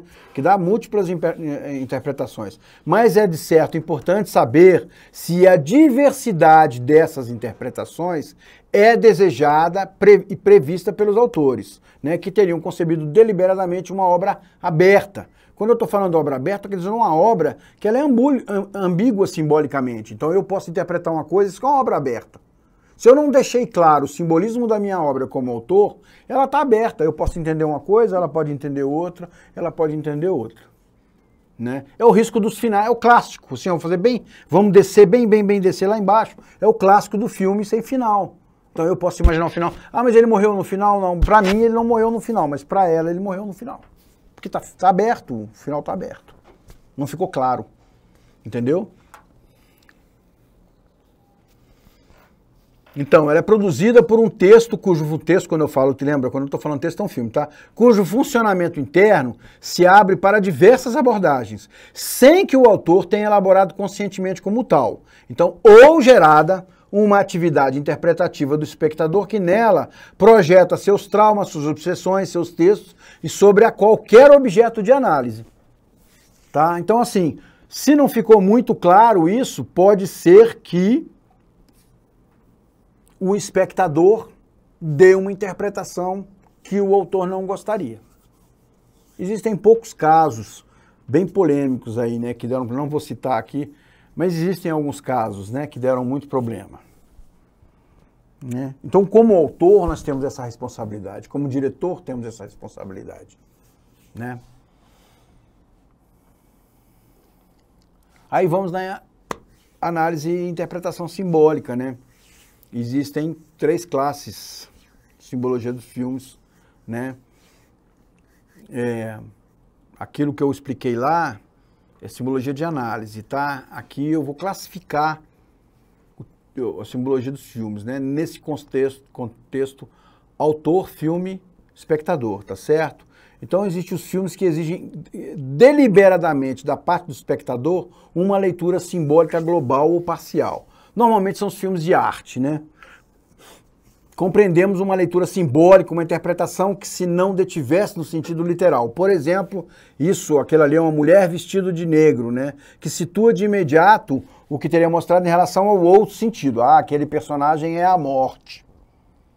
Entendeu? Você olha e você vai identificar claro ali. Quer dizer, ele é deliberadamente uma leitura simbólica, né? Aquilo ali é Deus, aquilo ali é, tá? Específico. Então essa simbologia no filme tá clara e é específica.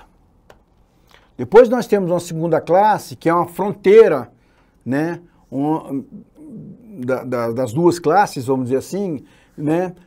Que está longe de ser nítida, que seria constituída de obras que, ao mesmo tempo que permanecem em uma tonalidade realista, ao mesmo tempo constroem um mundo plausível e tornam possível uma leitura literal da história, operando um tratamento particular do material narrativo e fílmico.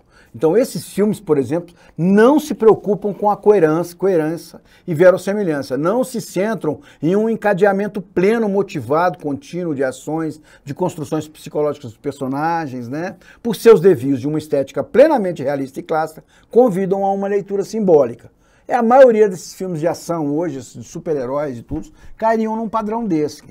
Se a gente pegar um filme desses aí e fizer uma análise simbólica deles, você vai encontrar um monte de simbolismo. O simbolismo clássico, que está em muitos dos filmes, é o bem brigando com o mal. Isso é um simbolismo, né? O bem venceu o mal venceu o bem.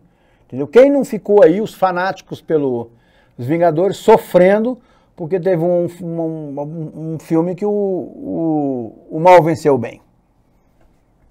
É excelente estratégia de marketing. Ficou todo mundo doido para assistir o segundo filme em que o bem vence o mal, né? Aí vai entrar... A gente fizer uma análise disso aí é muito profunda. A gente perderia aqui a aula toda só nessa análise aí de o bem vencendo o mal. O que é o bem, o que é o mal, né? E por que a gente tem tanto prazer que o bem, e tanta necessidade que o bem vença o mal, no caso cinematograficamente falando, né? Então essa é a interpretação simbólica, tudo é muito real, né? Você vê que os filmes são muito reais, até as coisas que não seriam reais, voar, né, e etc, são muito reais, né? Então é tudo muito real, mas tem um simbolismo muito grande, tá? E numa terceira classe de filmes, poderíamos agrupar todos aqueles que não exigem leitura simbólica, mas oferecem, ao contrário, uma apreensão simples e literal, né? Nesse caso, seria uma intenção do leitor, né? No caso do analista, que geraria significações simbólicas. Não se deve, porém, evidentemente, negligenciar a possibilidade de uma armação do autor, vamos dizer assim. Não seria, armação não seria a palavra mais adequada, mas é como se o autor, né, deliberadamente, né, ou do filme, né, dissimula um sentido simbólico aí sobre uma aparência plana, né? Eu costumo achar que se você não colocar um simbolismo no seu filme, o espectador acaba achando, porque a gente precisa de símbolos, né? Nossa sociedade precisa de símbolos. A gente entraria num assunto mais profundo aí de psicologia, sociologia, etc., Carl Jung e outras coisas, mas a gente precisa de símbolos, né? E o audiovisual não está longe disso. Então, assim, pode ser que o autor dissimule ali com o objetivo de mandar uma mensagem, ou não quer colocar e acaba colocando. Eu vejo muito produto infantil, né? Não cinema infantil, mas as séries infantis, muitas delas, que têm um objetivo apenas de distrair a criança, e tudo acabam levando uma simbologia difusa ali, né? E algumas são muito boas, funcionam muito bem, e outras acabam tendo até problema, porque não pensaram, né, nitidamente. Hoje a gente tem muito mais responsabilidade que antes. Você vê que antes tinha aí uma série de desenhos animados que incentivavam violência, etc. Com certeza não foi a intenção dos autores, entendeu? E hoje são filmes que são pensados de maneira diferente, né? Então, qualquer que seja a classe ao qual o filme pertence, a abordagem simbólica se encontra, portanto, legitimada. Não tem jeito, tem que abordar simbolicamente, mas não da mesma maneira, né? O analista, no caso a gente, no caso o espectador, ele deverá proceder com prudência. Uma configuração metafórica sublinhada ou uma ausência aparente de configuração metafórica sempre podendo dissimular outra. Bem resumidamente, se você não encontrar uma metáfora no seu filme que você está vendo, é porque você não está sabendo analisar, porque sempre vai ter e sempre é possível de fazer. Então é melhor que você faça do que terceiros façam por você.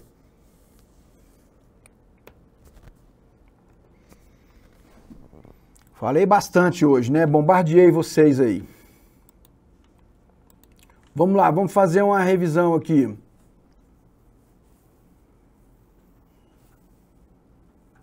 Ô, Duda, mas aí a direção de arte tem que trabalhar em parceria com o diretor e colocar simbologia. E também tem outra coisa que é assim, às vezes o público não acha a simbologia, mas ela tá inerente ali, ela tá ali dentro, entendeu?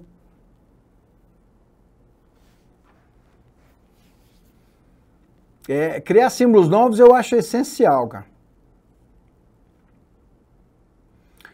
Rodrigo, isso é muito amplo, né? Porque eu costumo falar, na vida real, Olha, eu vou falar uma coisa horrível assim, né?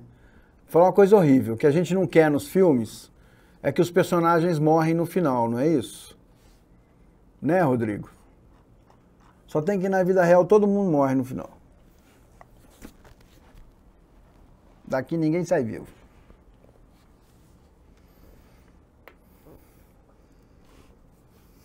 Filosófico, mas a chamada já chegou? Não, vai daqui a pouco, né? Que estão cobrando chamada aqui. Não. Depende isso aí, assim, depende do apego que você faz ao personagem, da função do personagem. Eu não gosto de filmes tristes. Porque a vida já é muito triste. Então eu gosto de ter a simbologia da felicidade quando eu assisto. Isso é a minha visão pessoal. Professor, lista liberada. Moçada, a lista liberada aí, ó. Atenção, atenção. Vamos fazer um print depois da lista? Aí a gente avisa, tá, professor? Tá bom.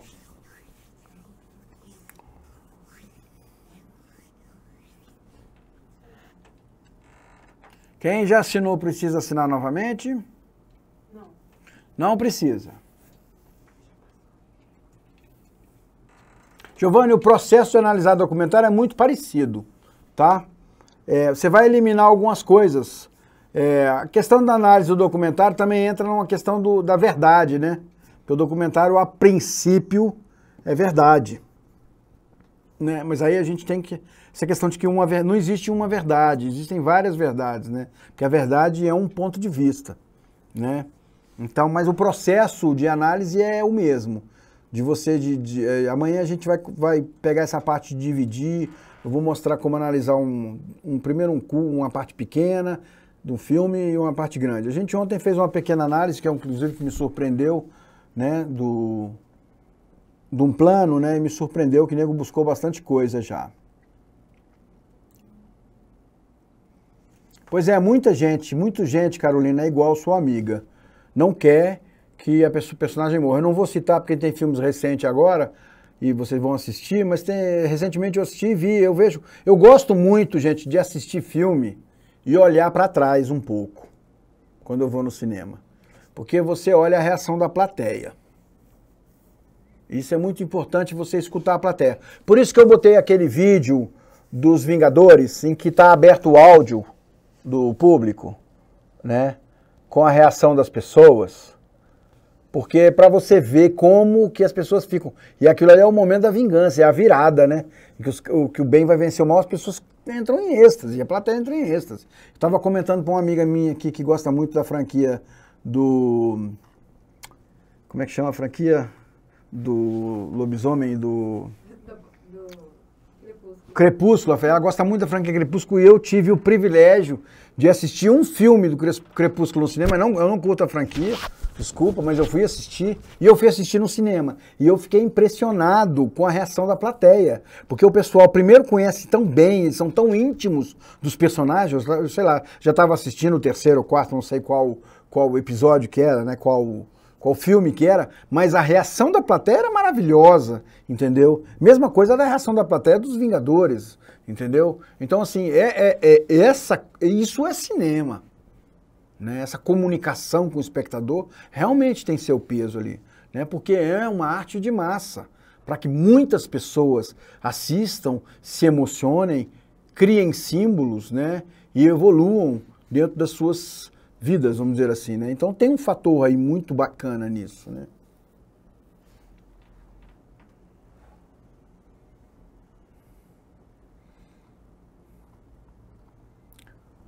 Mais alguma coisa? Alguém quer falar alguma coisa? Eu vou passar, a gente vai para uma atividade prática, cara.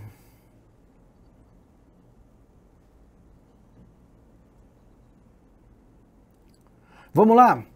Vamos tentar... Como é que a gente faz? Você tá com o filme aí? Vamos tentar assistir pelo Zoom primeiro.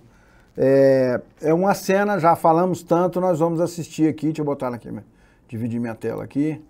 Tá? Nós vamos assistir o Pulp Fiction. Tá? Quem não assistiu Pulp Fiction aí? Falaram tanto Tarantino.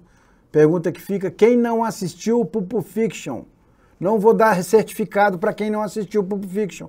Pode assinar todas as listas de presença. Bom, tô brincando, tá, gente? É brincadeira. É uma cena completa, nós vamos analisar uma cena completa, tá? É uma cena, não é uma sequência, tá certo? É uma cena completa de 8 minutos vou dar spoiler, nós vamos analisar, não tem jeito, vai ter que dar spoiler, o filme de 94, quem não assistiu, né, tem no YouTube de graça. Quem não assistiu não está pesquisando direito, porque é uma referência, inclusive é o filme que lançou o Tarantino, que botou o John Travolta de novo no mercado, que retrouxe modelo de múltiplas narrativas no filme, é um filme de múltipla narrativa. Para quem não assistiu, são 3 histórias, né, que acontecem, então várias situações. Nós vamos assistir uma cena específica só, tá? É a cena do apartamento. Se puder saltar, vamos lá.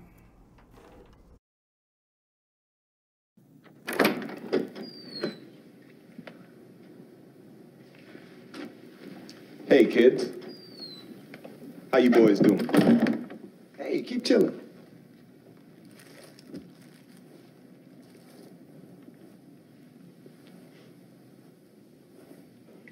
You know who we are? We're associates of your business partner, Marcellus Wallace. You do remember your business partner, don't you? Now, let me take a wild guess here.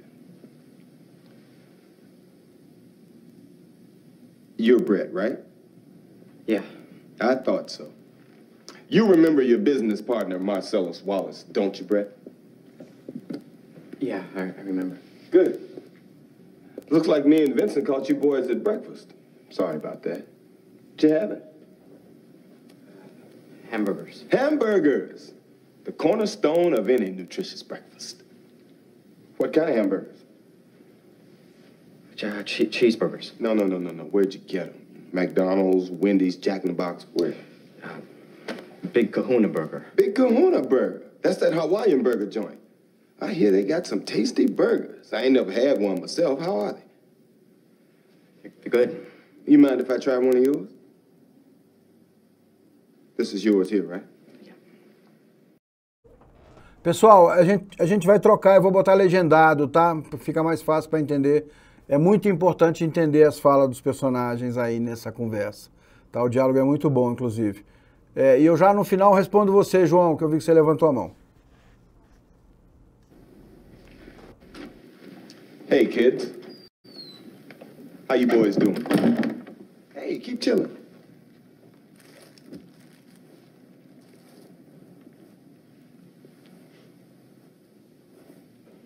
You know who we are? We're associates of your business partner, Marcellus Wallace. You do remember your business partner, don't you? Now, let me take a wild guess here.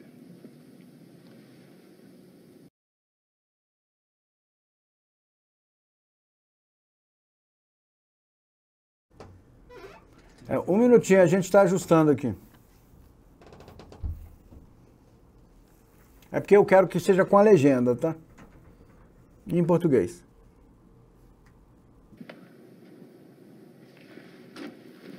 Hey, kids. How you boys doing? Hey, keep chilling.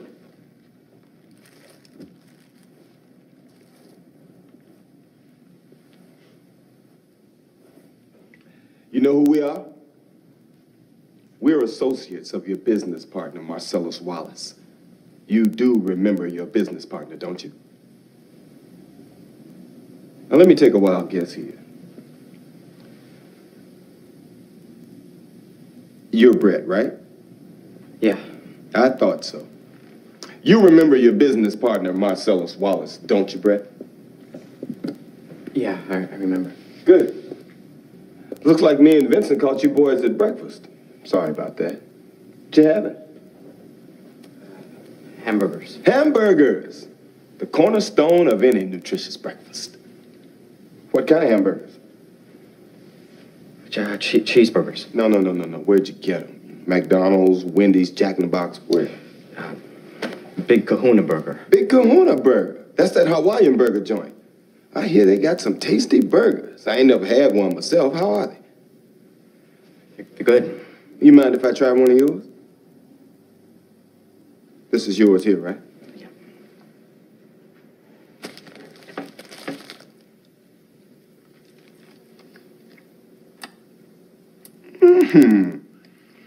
This is a tasty burger. Vincent, you ever had a Big Kahuna Burger? Want a bite? They're real tasty. Ain't hungry. Well, if you like burgers, give them a try sometime. Me? I can't usually get them because my girlfriend's a vegetarian, which pretty much makes me a vegetarian. But I do love the taste of a good burger. You know what they call a quarter pounder with cheese in France? No. Tell them, Vincent. Royale with cheese. Royale with cheese. You know why they call it that? Because of the metric system? Check out the big brain on bread. You're a smart motherfucker, that's right. The metric system. Send this. Sprite. Sprite, good. You mind if I have some of your tasty beverage to wash this down? Go right ahead.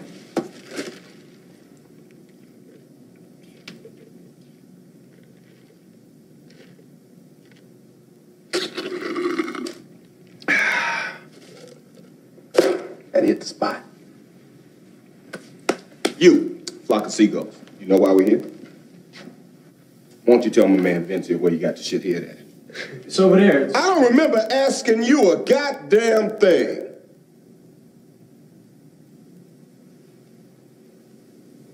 You were saying? It's in the cupboard. No, the one by your knees.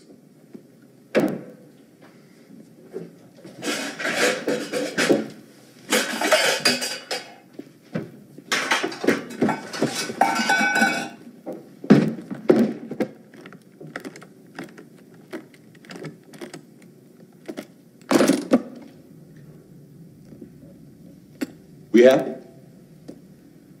Vincent! We happy? Yeah, we happy. Look, I'm sorry. I didn't get your name. I got yours, Vincent, right? But I never got your... My name's Pitt, and your ass ain't talking your way out of this shit. No.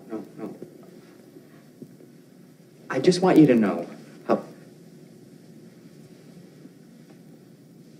I just want you to know how sorry we are that things got so fucked up with us and Mr. Wallace. When we got into this thing with the best intentions, really. I never... Oh, I'm sorry. Did I break your concentration?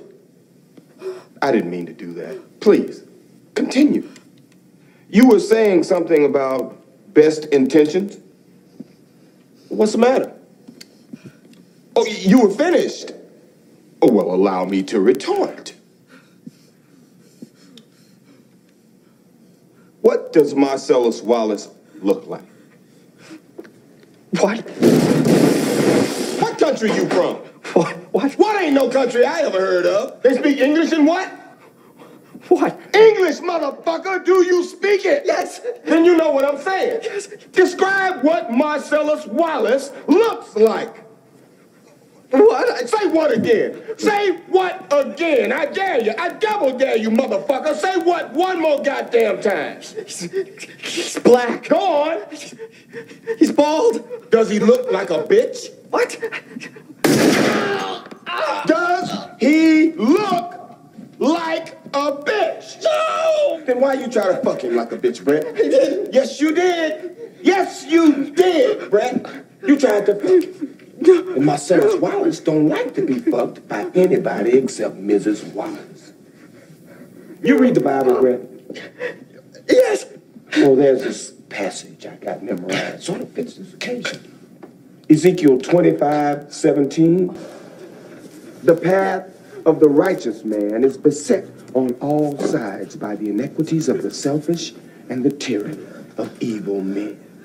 Blessed is he who in the name of charity and goodwill shepherds the weak through the valley of darkness. For he is truly his brother's keeper and the finder of lost children. And I will strike down upon thee with great vengeance and furious anger those who attempt to poison and destroy my brothers. And you will know my name is the Lord when I lay my vengeance upon thee.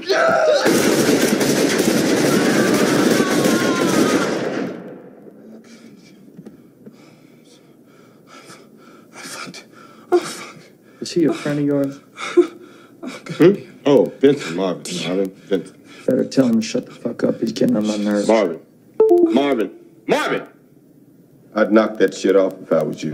No, you motherfucker!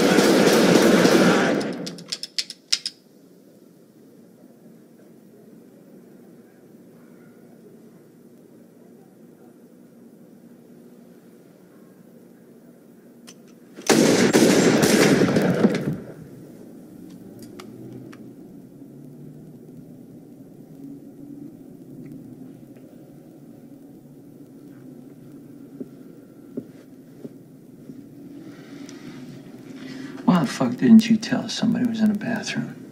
Slip your mind? Did you forget that someone was in there with a goddamn hand cannon? You see the size of that gun he fired at us? It was bigger than him.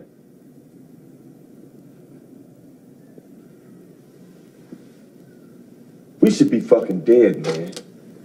I know, we was lucky. No. That shit wasn't love. Yeah, maybe. This was divine intervention. You know what divine intervention is?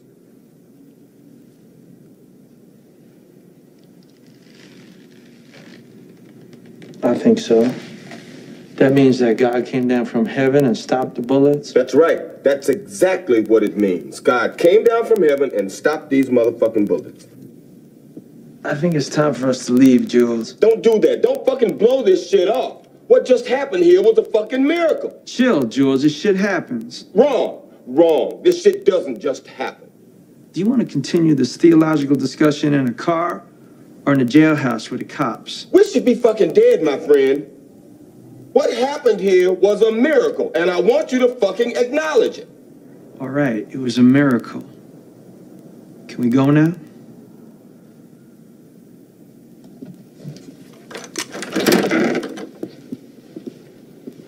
Let's go, nigga, come on. Shit.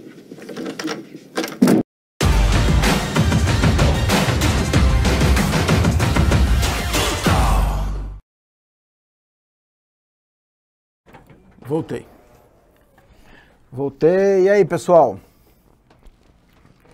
Primeiro, antes de a gente... já rolou uma análise em chat online, né? Muito bacana. Mas a cena é muito boa, né? Muito boa. O João Carlos tinha levantado a mão aí. Você quer falar, João?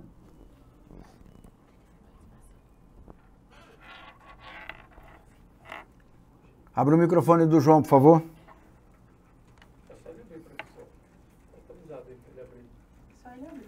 Pronto, pode falar, João. Tudo bem? Boa tarde. Eu mandei essa pergunta no chat, talvez você não tenha visto. Ainda é sobre ideologia.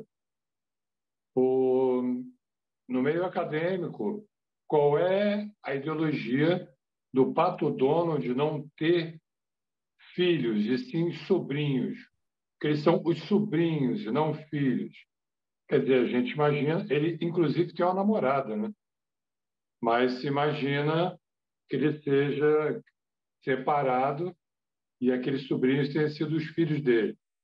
Mas, nos filmes, ele vem como sobrinhos. É isso aí mesmo? E um adendo aí nessa cena, cara, toda vez que dá uma vontade de comer esse tal de bico carruna aí, esse Sanduva, que é total, louco, eu procurei isso no Big Boom quando ele veio para o Brasil, mas não encontrei. Mas dá vontade aí, mesmo. cara, valeu. Obrigado aí. Pessoal, eu vou responder, tá, João? Vamos filosofar sobre o McDonald's e um pouco de Disney. Mas antes, vamos fazer um print, pessoal. Abram as câmeras aí, vamos fazer um print. A gente já está extrapolando a hora aqui, mas não tem problema. O óculos ficou bom com óculos, viu, Cléo? Tava bom de óculos também, Cléo. Ficou ótimo. Aê, ficou top. Vamos lá, eu vou fazer na mesma linha da Cléo aqui.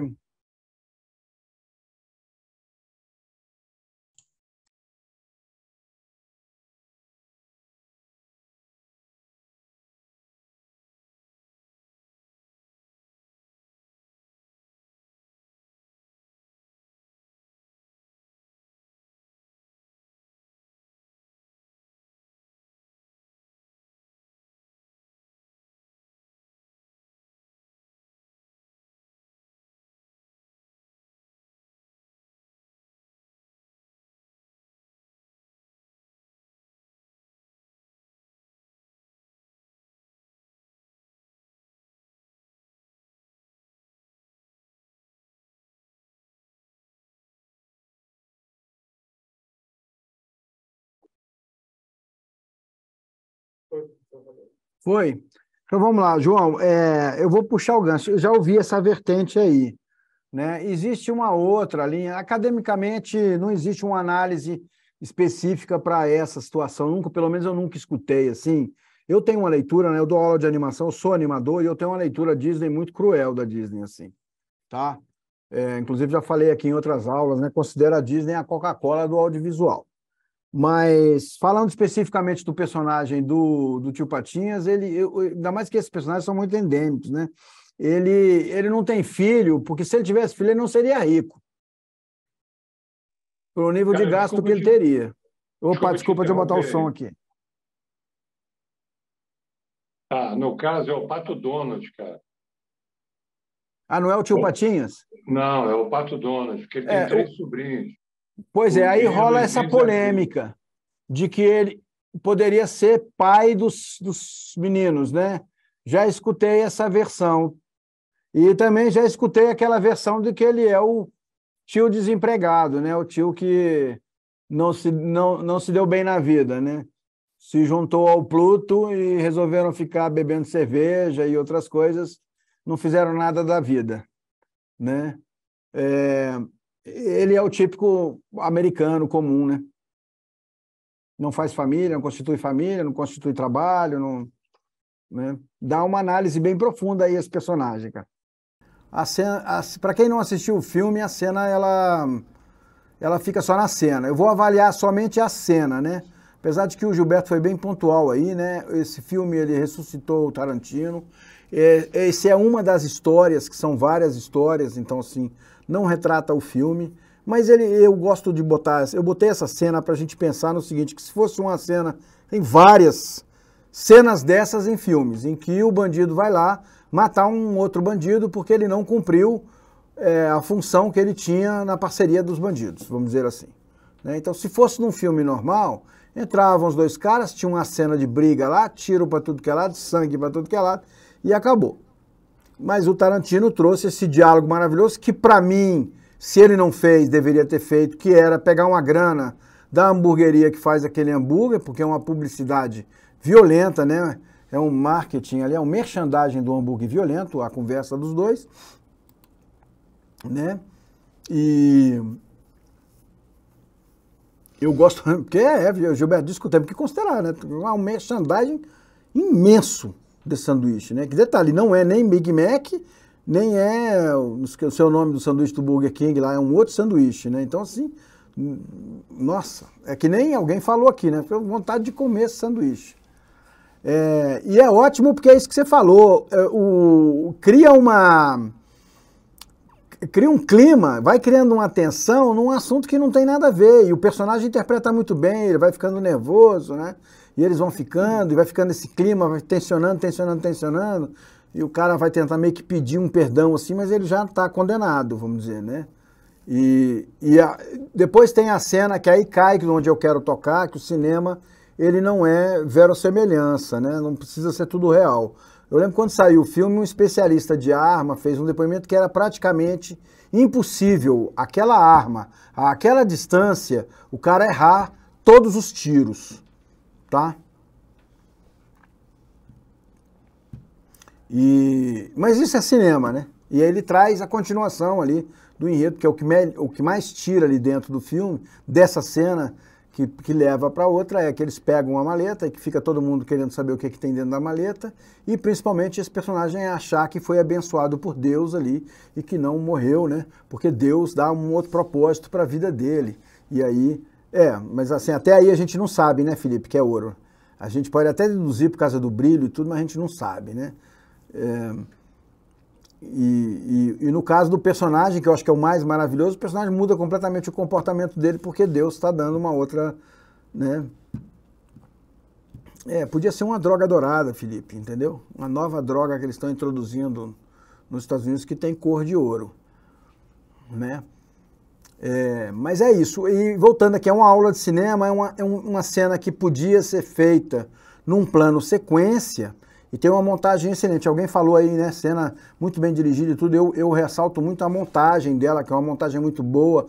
Não é uma cena rápida, com cortes rápidos, mas cria uma tensão muito grande, né?